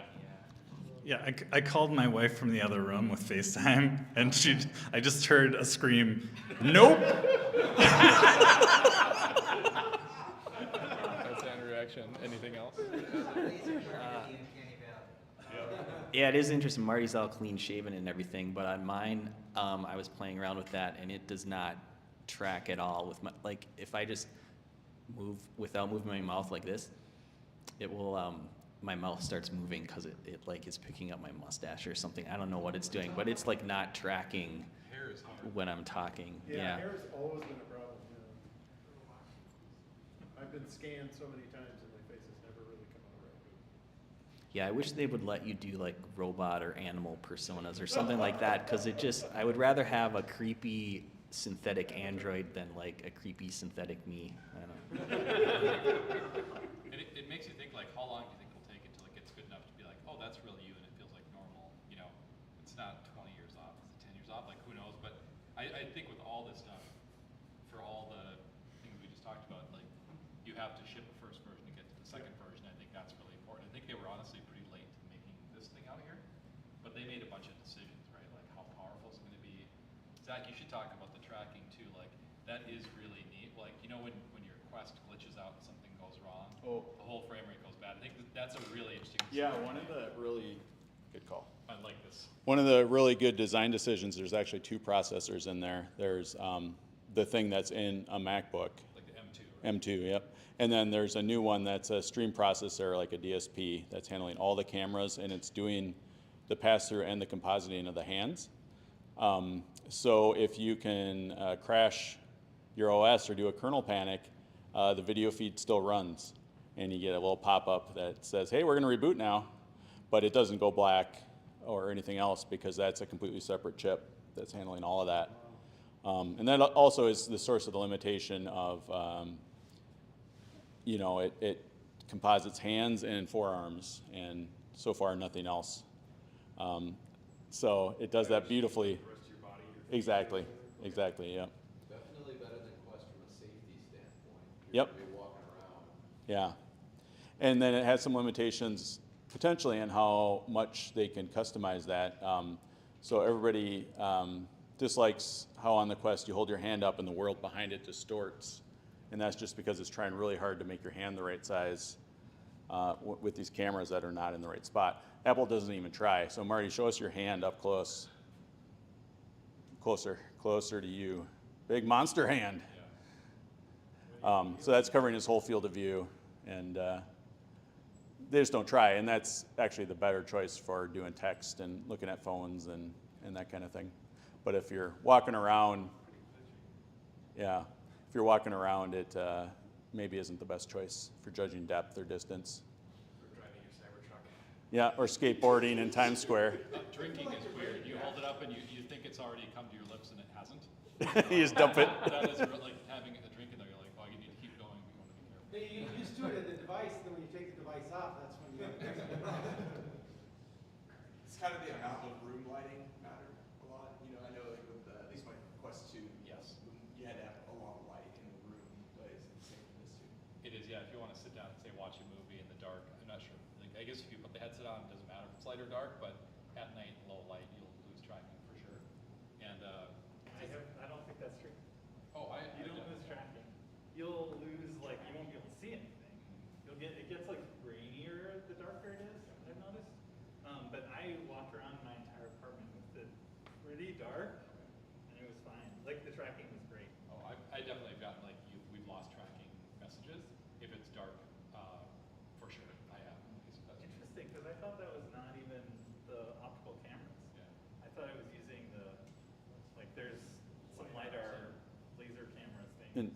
Reddit says the warning is trigger happy.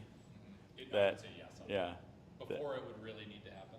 That makes sense. Right? So I think it's interesting watching a movie or like something. I'll watch something interesting and say like, oh, that's interesting, and all of a sudden it's like activating taps, and there's a bunch of things getting clicked on, or it'll pause the movie. So you have to be like really. It's kind of like you're in a fourth grade class. You got to be like really still, and the teacher's gonna come up. Which is nice. Yep. Have you guys tried sharing with other people and letting them use the headset? Because for my wife, the eye tracking is a little off, so every time we switch, we have to recalibrate the device for that, which is kind of a pain. Yeah, I've only let one other person put their head in this, and he wears glasses. It barely worked for him. So like, I don't know if it was just a combination of like the glasses not working. I did pull out. I have glasses in there. I have the optical inserts, and I took those out. So he was just like kind of, Did you recalibrate? Yeah, because if you put it in guest mode, it makes you go through a whole calibration, like Gotcha. basically the initial setup of the device. So there is a guest mode. There is a guest mode. Okay. It's limiting though, and to your point on that, it won't work with glasses. They probably won't fit in there. If they do the eye tracking, Zach, I'm sure you know all this, but like the cameras basically look through the lenses, so there's too much glare, so it will never work well, so you just can't wear glasses. But the guest mode, yeah, he's probably showing you that. You can basically let someone use a specific app or two, but what I found is it's so limiting that I hope I don't get any weird texts from anyone, and just let people see it, because I think that is the way to do it for sure. And then do they have not quite the right eye calibration if they're in? It walks you through the calibration process. So this is what's a bummer about it. Like I don't wear glasses, like thankfully, which makes it easier. But if you do, they're paired to the device. So good example is when we're having clients in and doing it. I'll take it off, and then when you put it in guest mode, it says you have 5 minutes to get this on someone else's face that isn't yours, and it knows by retinas whether it's me or not. And there's only one person, I think, in the secure enclave that's stored, so it knows my eyes and it knows just anyone else's eyes are not mine. So when they put it on, they have you basically hold on the digital crown, and it basically does the IPD adjustment, the width of your eyes apart, and then it has you look at a bunch of different dots around to do the calibration for eye tracking. And that is really slick. It's basically the best I've ever seen, but it is a thing.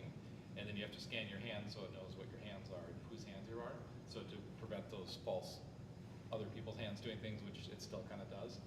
But then if someone, say, goes through all that and then they just like lift it up to like scratch their eye or do anything like that, it resets and you have to start that process. And then if you want to get back into it and you have inserts like you do, you have to put them in and repair them with the device. So it's a really challenging device to share, and the idea of somebody having glasses, somebody not, and sharing this is just, it doesn't make sense in this current iteration. Hopefully that's just software. Yeah, like for Firefly we did some demo, I wasn't there, but we did some demos, and yeah, they were saying the guest mode was like a huge pain trying to like, because they had to like, the person put it on their face, and they push some buttons and give it to them, and they'd be looking at something, and then they would trigger it and be like, oh shoot, and they'd have to give it back to the person and press the button and give it back and back and forth and back and forth. And so it's Apple sets aside like 30 minutes to go and do the demo, so I think my strong recommendation is definitely go to an Apple store. Zach, maybe you describe that demo. It's really slick, right? Scott's done it twice for the stream. It's it was cool. It was really neat to be able to do it. They take really good care of you. It's if you wear glasses, they take your glasses and put it in a machine to go and read your prescription, and then somebody back behind the curtain goes and installs them in a thing and comes out on a wooden tray, and they set it down like it's a gourmet meal, and then you go and put it on, and it goes. And it goes. No, you have to do that if you're going to have an avatar. They don't do that. No, for the facial interface. Well, you put it on, and then you have to go through and. No. They said like, for our demo, they said like we have 70 different facial interfaces. 28, physical. I believe. They choose that, right? They choose that. I don't remember that happening. Scan the phone real fast. Oh, right. Yes. Yeah. Just to judge your head size. Just to judge your headset. Yeah. You do a thing with the phone, and then you put see, you should be doing this. And then you put it on, and you go through the calibration that you talked about. And that was really slick, and you actually do the calibration a couple of times, which made kind of sense. So the thing he's talking about is this face shield. So there's like 20 Yeah. some, maybe 30. Oh, I got, yeah, So that's when you're transparent to buying you. one, you're just buying one, can you You're just buy buying one. like So that's Yep. why when you order it, if you order it online, they make you scan your face. And so this is custom to what you're With your phone, you scan your face But with the what's phone. interesting is that however many there are, there's actually half that many. Because if you have glasses inserts, they add like 5 millimeters. So it's just half of them are this size and half of them are slightly smaller. And Where I have seen that be an issue though, someone that, like, I have a kind of novelty large size head, and if you put mine on, you have to crank it on tighter and then people's noses hit. Oh, wow. And Oh, cool. this is $200. And this is $30. Oh, my God. What's that? You do. Yep. With glasses. So I think, well, that's a good question actually. So like, do the lenses account for that? Maybe they do. I don't know. Wait, what's For the eye question? tracking? Yeah. Yeah. Because it No, gets- no. For how, like for field of view. Like, do people who have lenses have do they get? a lower field of view, a smaller field of view? I would not be surprised. I have heard people talk about the best way is to take this off entirely and just hold it in front of your face.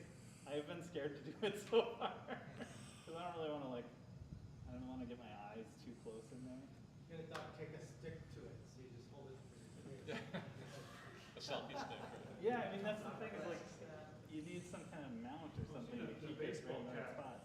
They mount it to the brim of Yeah, It also comes with this like cool like cover. yeah.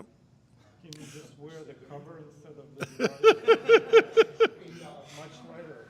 So the thing about the demo was it was very heavy on photos and movies, and very low on any kind of apps. And they talked about Jig while they were in there, but I don't think that was one of the things they showed. And in the demos I've seen on YouTube videos and stuff, that's one of the cool things. The group I've worked with, this Puzzling Places group, they're a release app for it. And I kept trying, the 2 times I did it, I tried to talk them into letting us load that and do it real quick. No, they acted like they'd get sent to Siberia if they did something like that. And then the other really funny thing about the Apple Store is they've like gone through they've brainwashed everybody. The letters V and R do not exist anywhere in that space. It's spatial computing. It's not VR, it's spatial computing. And so that was, and down to the people who aren't giving the demos, just everybody there. Oh, the spatial computing, you'll just love it. And so that was sort of interesting. And it was really cool. The video and stuff was great, but boy, I really want to see some of the stuff that, in person that Marty's doing right now. Yeah, that's a great point. If you go to do the demo, the boilerplate is just window management, photos and videos in 3D. So when you get there, just let them know ahead of time that you want to see the dinosaurs. That isn't actual. They come out of the screen. Here, look at this movie that's on Apple Plus. And maybe Jig Space, if you're lucky, they'll let you. I wouldn't be surprised if they don't let you. Stuff I've seen online. Maybe, Yeah. so, But, and then if they say know your dinosaurs, it's actually in there with the other movies they tell you to pick. You can just pick it. But You're talking the dinosaurs on the beach, kind of filmed in 3D, that one? I didn't actually get to see it because I wasn't tracking time very well. I got to see some 3D movies, which are amazing. There's a dinosaur on the beach, and there's another one where it's kind of a window that you're looking at, this sort of like volcanic thing where that dinosaur comes, a few dinosaurs come out and like look at you and freak you out. Oh, there's Puzzling Places. Oh, way to go, Marty. So the interesting thing about Puzzling Places is when you play it on a Quest, the pieces that you're puzzling are filling your field of view. There's like 200 of them that you can see in your field of view if we were doing it right now. I don't think you can resolve that with your eyes and the pinching. So what they had to go do is build this little shelf here where they can only put 4 pieces in at once, which is sort of disappointing. And then Marty can go and click through pieces with the arrows down there if he wants. But These pieces supposed to fold like in Tetris. Well, Marty's working on it. Lightsaber to the music. Yeah, Marty's working on that, but, so it's, I don't even know how many pieces they have in there, but they have puzzles that have 400, 1,000 pieces. I think they're only going here with like 50 or 25. Marty, do you happen to have an app that shows the scanned world room mesh? Yeah, I think I do have one. It's like a demo. Shoot, which one is it? So it's one of the ones I'm in to the test flight for. Wait, it's closed public places. And I know not a lot of people got to try HoloLens or Magic Leap other than if they happened to be at the one meeting where we demoed it. But that was sort of the core value prop for both of those AR headsets was it's constantly scanning the room and you get to place virtual content next to that industrial engine or that call center employee to see how fast they're hanging up on people. And that is the one thing that hasn't really been exposed yet in Vision Pro. It does similar kind of stuff, but dev kits were in such short supply that mostly what exists now was made in an emulator, and it's generally going to be in a square 2D window because you can't do headset controls without a headset. So a bunch of things will show up, and I think at the developer conference in June, maybe a bunch more features will get released. But a few of the ones that were nerfed on purpose is tracking an image. So if you imagine, you print out a QR code, attach it to something, and then now the headset knows where it is. It does at 1 frame per second. So it's like this. So you are not going to build a track controller before Apple does. They'll let you know when it's time. And then what we see with the compositor in the hands is a 2D visual thing. And they've super tuned up how many gestures? 4 or 5? Tap, zoom, Yeah. You could do poke. multiple hand gestures. Yeah. But for generic skeleton hand tracking, it's like 30 frames a second with a good lag put on it. So you won't see that in many places. So Marty, can you fire up Jig? Which one? Jig? Jig space? Jig space? I'm sorry. I have a real quick question regarding like voice commands. I did that a lot on Oculus. I'm curious, like Siri or something. If y'all play with that, if that kind of functionality is there and how it works. You can say things like, "Hey Siri, open Safari." Oh. You can do Siri. Open Safari. So he hasn't done the permissions there. Yeah, but it's a floating 3D orb in front of you, and it's just like it would be everywhere else. I'm sorry, Mark, you're not authorized. I think Zach brought up a really good point, is that most of the apps that are on here that you can run are just iPad apps or 2D apps that are basically 2D things floating in a 2D window, and that's definitely not the future. They need a lot more people that have been in the AR and VR space for a long time developing natively 3D things. Like the future of this kind of computing is definitely natively 3D, not a bunch of 2D windows in the space, but that's kind of what they have right now. And that's where the Jig space thing looks kind of cool because that's its whole purpose is this. Did you see Jig Space? Can you say? Go to the App Store. It was on the menu in the demo that I did at the App Store. It's really nice, and one thing I'll say is that you can see that this is a much more powerful device. They have like an F1 car you can get into, Right. like pull apart, and the materials look really nice. They're all like nice PBR materials with transparency and bump maps and all that stuff. How many new apps are showing up in the App Store each day? 0. I have not seen any. So yeah. I just saw they have an optic ID when you purchase something, huh? Yeah. Yeah. If it's really doing anything. Like, who knows? Do you I feel mean, like like, there's it's going to be probably doing a something. flood It is- of it apps is- that show up, or is there just nobody out there really doing it? So let me show you this App Store. It's like this is it. Like there's okay. I mean, I guess there's a lot to scroll through now. There are compatible though apps too, right? Yeah, I mean some of them. So you'll see the difference is the icons are circular for apps that are native, and then they're kind of the squarish for apps that are. So like here's a whole section for iPad and iPhone apps for Vision Pro. Like this is all not built for Vision Pro. These are just random iPad apps. Run like an iPad in your device. But like, so here's another section that's all just regular iPad apps. But there's no list. features right now. Like you have to be in one of these like articles. So it's either you search or that's it. Like there's this like these collections that have appeared every week have had some new ones, but like this is all, none of these are circles, right? So these are all just, again, iPad apps. And some of these apps have little extensions, like you're playing a 2D game in a window, and then they'll add things to the environment around you. So a lot of them are like little tiny tweaks to what exists, but generally the same thing.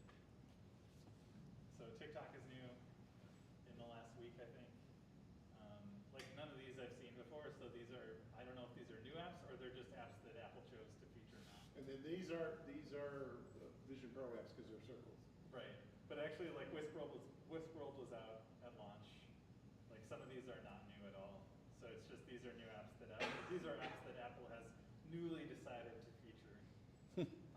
One kind of neat thing too is we do a lot of work with Target. We had nothing to do with this, but they have 3D see in your space things. I know Scott, you were talking about that. But if you go to like Target.com or even the Apple Quick Look Gallery, where you normally see like augmented reality in your phone or 3D in a browser, you can tap and they just come into the world, and then basically you can place them wherever you want, and those do persist. And that is pretty neat. Those can look really, really great. So what was that warning that came up, Martin? Anytime you open an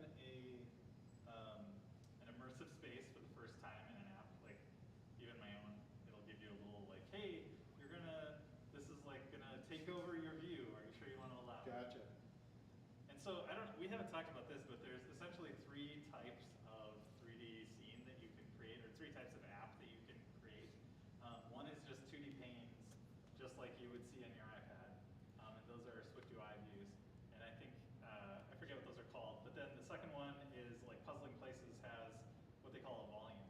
And so it's not opening an immersive space. It's never gonna look, stuff that's never gonna appear behind you in Puzzling Places. It's just gonna appear in that volume, which is a cube in front of you. And you can specify the size of the cube that you want, but I think it's like between 1 and 2 meters. It's not really that big of a difference of size. And then the third is the fully immersive space. And with that, you can take over and have like an inverted sphere, so you can basically have it a full environment if you want. You can, or like my app, all I'm doing is putting some cubes around you, like, it's just, so you still get the pass-through, you still get whatever's on the other side. And there's a limitation for everyone right now where there can only be one immersive space open at a time. So I can't have my app open up inside of one of the environments that I've chosen in the home screen, which is a little disappointing, right? Because it would be really sweet to play the game in that, but that's not how it works.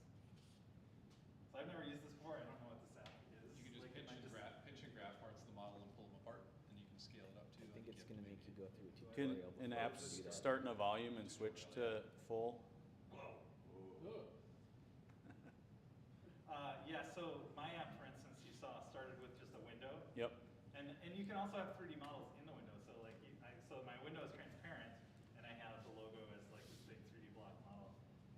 But it's still got like flat buttons on it. But when you launch, it's already decided it's by itself full experience? So until I click that start game button. Oh, okay, so you switch back and forth. Yep. Okay. And for that particular app, I've chosen to continue to have the window open. And that is actually a pain in the butt because, so if you close that window, you still have an X button.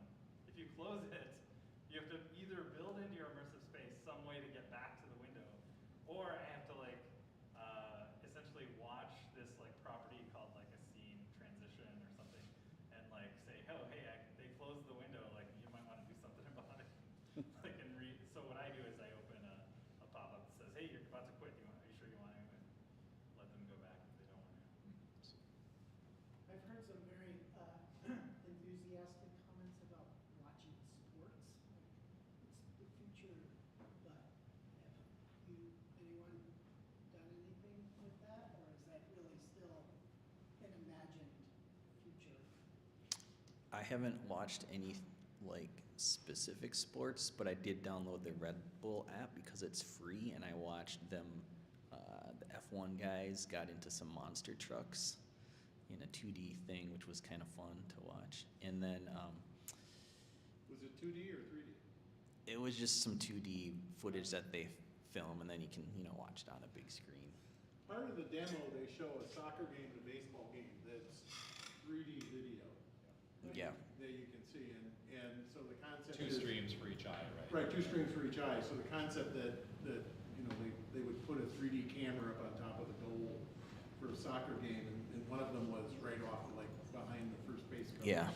And that looked really cool. It's not sports, but there's a rhinoceros preserve that they filmed a short, like 5 or 10 minute documentary, and it's really cool. I think it's part of the demo if you go at the store and follow the first one. Yeah, but so they have these rhinoceroses coming to eat, and there's like 3 of them. They come right up on your face, and there's you get like a side view of the rhinoceros all in front of you, which is really cool. So I think, just having those cameras at a sports event would be really amazing.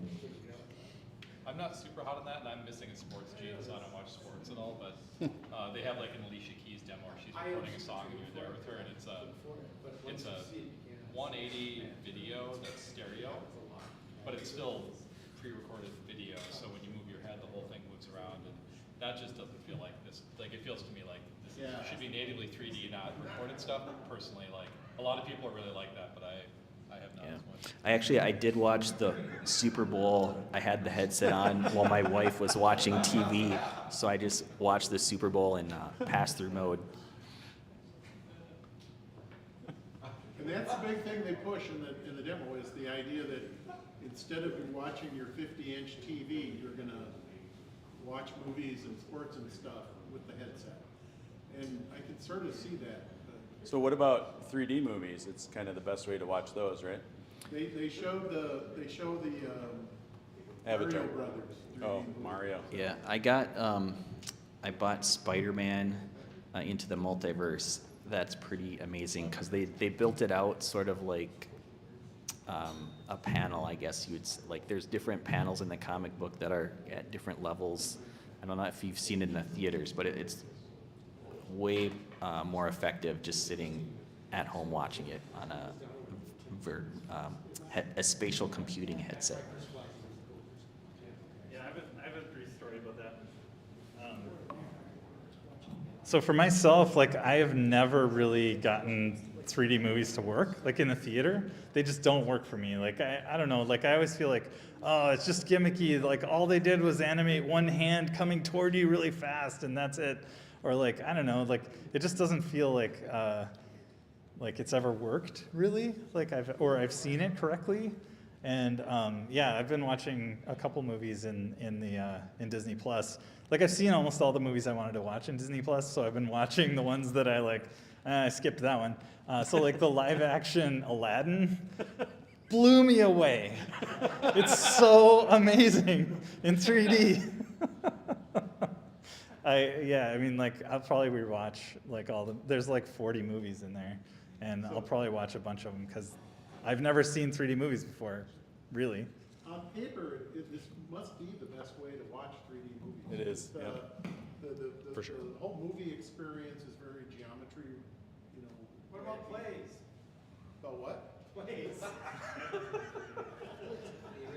We're in a 3D play? Yeah. Weird, huh? Have you tried like web frameworks like A-Frame or Vue.js? Does it pick this up as a VR headset? I have not. That's on my list. The support's pretty limited at this point. I think they're going to ask more. There's a few flags you can turn on Safari. I think the best thing we've seen that we're kind of doing for our web is here are 3D objects that you can kind of bring out into the world and like pull from the web, and that does feel really nice for sure. And if your models are good, they look really fantastic. They're lit. They look really nice to get good shadows and all that. And it gathers lighting from your real world. The reflections are really cool. You see your world in it like the iPhones do. They build a reflection cube basically based on your environment, right? Yeah. Shader Toy has a bunch of stereoscopic stuff. I don't know if they have VR support in Safari for it, but. Oh, the what does? Shader Toy? Oh, I'm not sure. Yeah, I haven't tried that. Interesting. It does the PBR stuff generally, and then Apple has a few extensions in their USDZ files. So you do get some additional things beyond the normal PBR pipeline. Like you can have clear coat in addition to other things and stuff like that.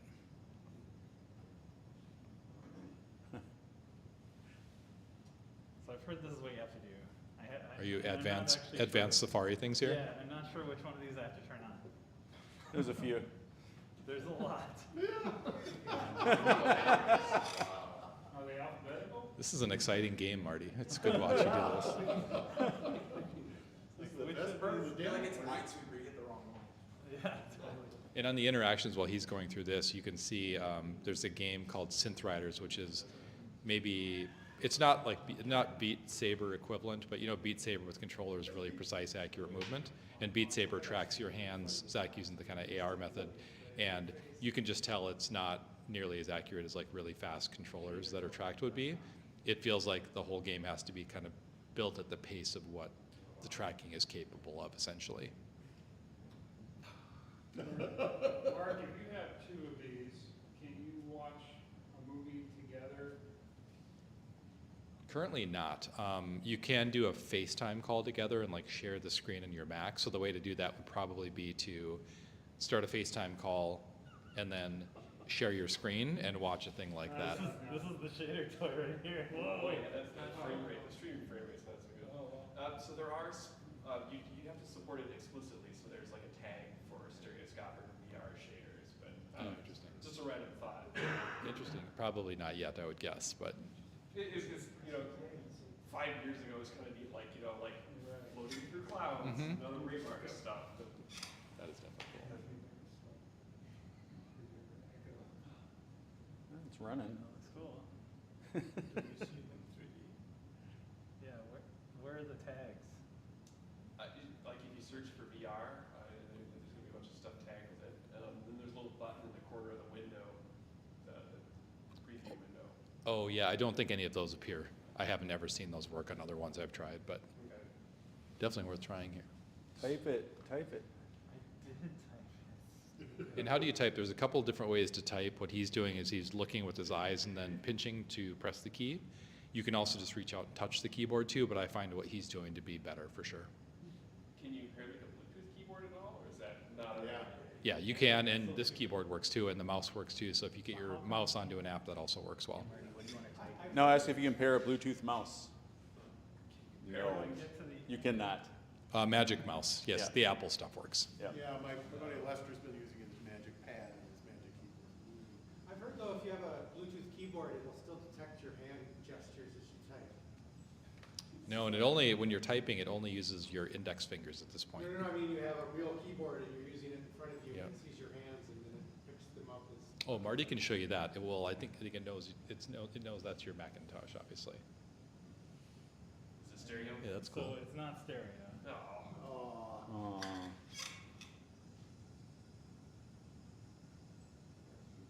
It'd be really cool if it was. I agree.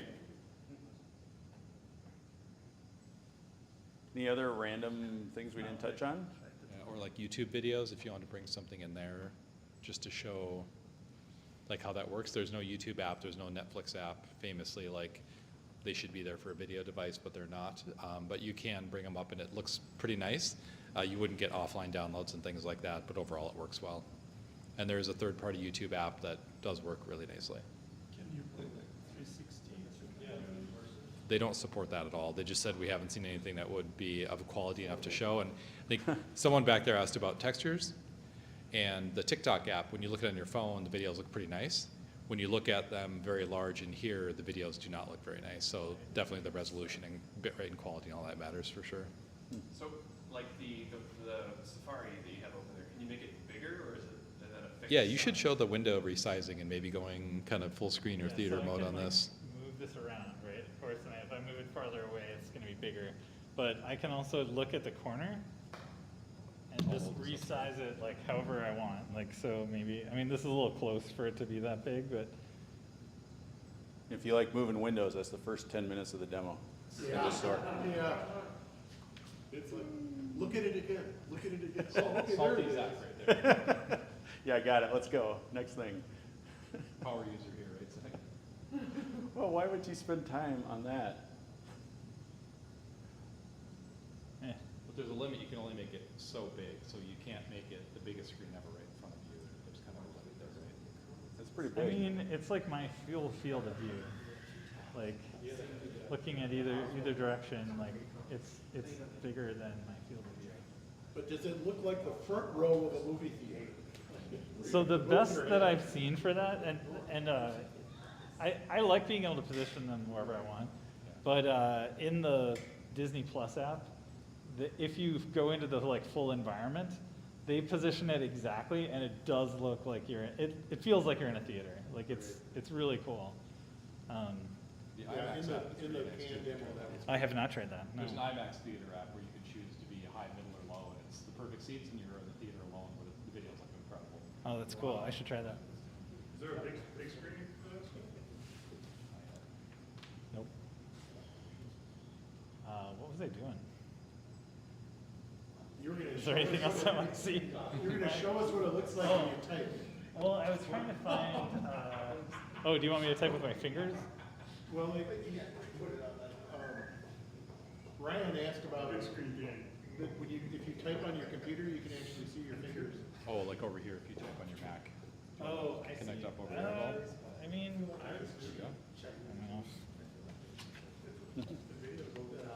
I mean, the thing is, like, I think I mentioned earlier, I can't see my Mac desktop and also stream to my Mac. Oh. What if at you're on the same browser time. though, like typing into like a URL or something? Oh, I don't know. Yeah, that's a good question. Like, if I go into Shader Toys. Yeah.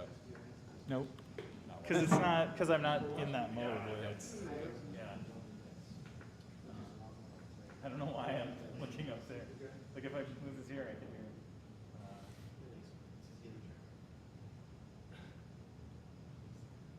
it. Is there any haptics when you're using the keyboard? Yeah. Actually, it's funny you asked that. For some interactions, the headset does tap a little bit because you're moving your finger and seeing yourself touch something. It kind of feels like you are. So it's honestly, it's surprising. But they could integrate that ultra haptic stuff eventually from the headset into your hands to make your fingers. Sonic magic, right? Yeah, they could do that. Like what's a WebXR, like what's a good WebXR site? What's the Beat Saber game? It's something .xyz, isn't it? I don't know. But you want to have controllers to play it. Yeah. One of the big limitations is WebXR was made for VR headsets, not spatial computers. And this spatial computer didn't come with any controllers, so they have to do some kind of hand emulation. And I do feel like they're going to probably just not do controllers because they made it a point like no clumsy controllers, and I do think that's a miss. Like I hope they have them in the future, but then you'll have this market where none of the first ones had one, and you can't count on it. But it feels like it's a really good thing in this space. There is some API stubs for a stylus, so that might be the first thing. I mean, you can already like pair a PS4 controller or I think an Xbox controller. Yep. Either, but they're not motion tracked, right? Right, and that it seems dumb that they're not tracked. Like, why aren't they tracked? There's no reason for them not to be. I think it's just if I had to guess, it's just that they haven't implemented that yet. Yep. Any other random final features or questions from anybody? Sure. How's the spatial audio? And does it, like, when you're developing it, does it just sort of do it for you? Or is it just sort of, is it good? Question for Marty on how is spatial audio in developing? Yeah, I mean, so in terms of like what you do when you're developing, you attach your audio to an entity. So it's super easy to get audio to appear from around you. In terms of like how does it sound, I'm not a good judge, I don't think. I've done some spatial audio demos and been like, I don't understand. It might be the same as those 3D movies, like they just don't work for me. I don't know. Just the way your brain's wired. Yeah, for my game, I do have there are some sound effects that appear from the blocks, like when you're breaking blocks, they appear. I'm launching that audio from the blocks that are breaking, and then some other effects that are just like the music is just ambient and not spatialized. Yeah, I haven't done any development with the spatial audio, but I did kind of run into an annoyance where I listened to YouTube videos sometimes, just like music, have that playing in the background. So I was trying to do things, I moved the browser up to the left out of the way, so it's like over here, and then the spatial audio kicks in. So I'm, instead of hearing the nice like stereo music, it's just coming in on my left ear. So maybe there's a setting for that. I don't know. Oh yeah, that's a good idea. Does Spotify do that? All right. Thank you, Yeah. thank you, panel. Thanks, panel.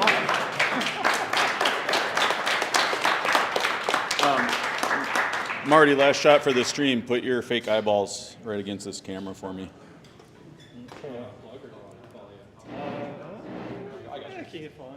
And thanks everybody on the stream for watching. Yeah, barely can see them. Flash us too, Marty, if you want to see you done. What your eyes look like. There's like barely visible. It's kind of disappointing. Thanks everybody on the stream for watching. Thanks everybody for showing up in person. Before we go into complete chaos mode, we like to go to a bar afterwards, so we need to know how many chairs to get there. The place we go to is called what? Somebody remind me? JJ's. JJ's, straight north on 100, just north of 390.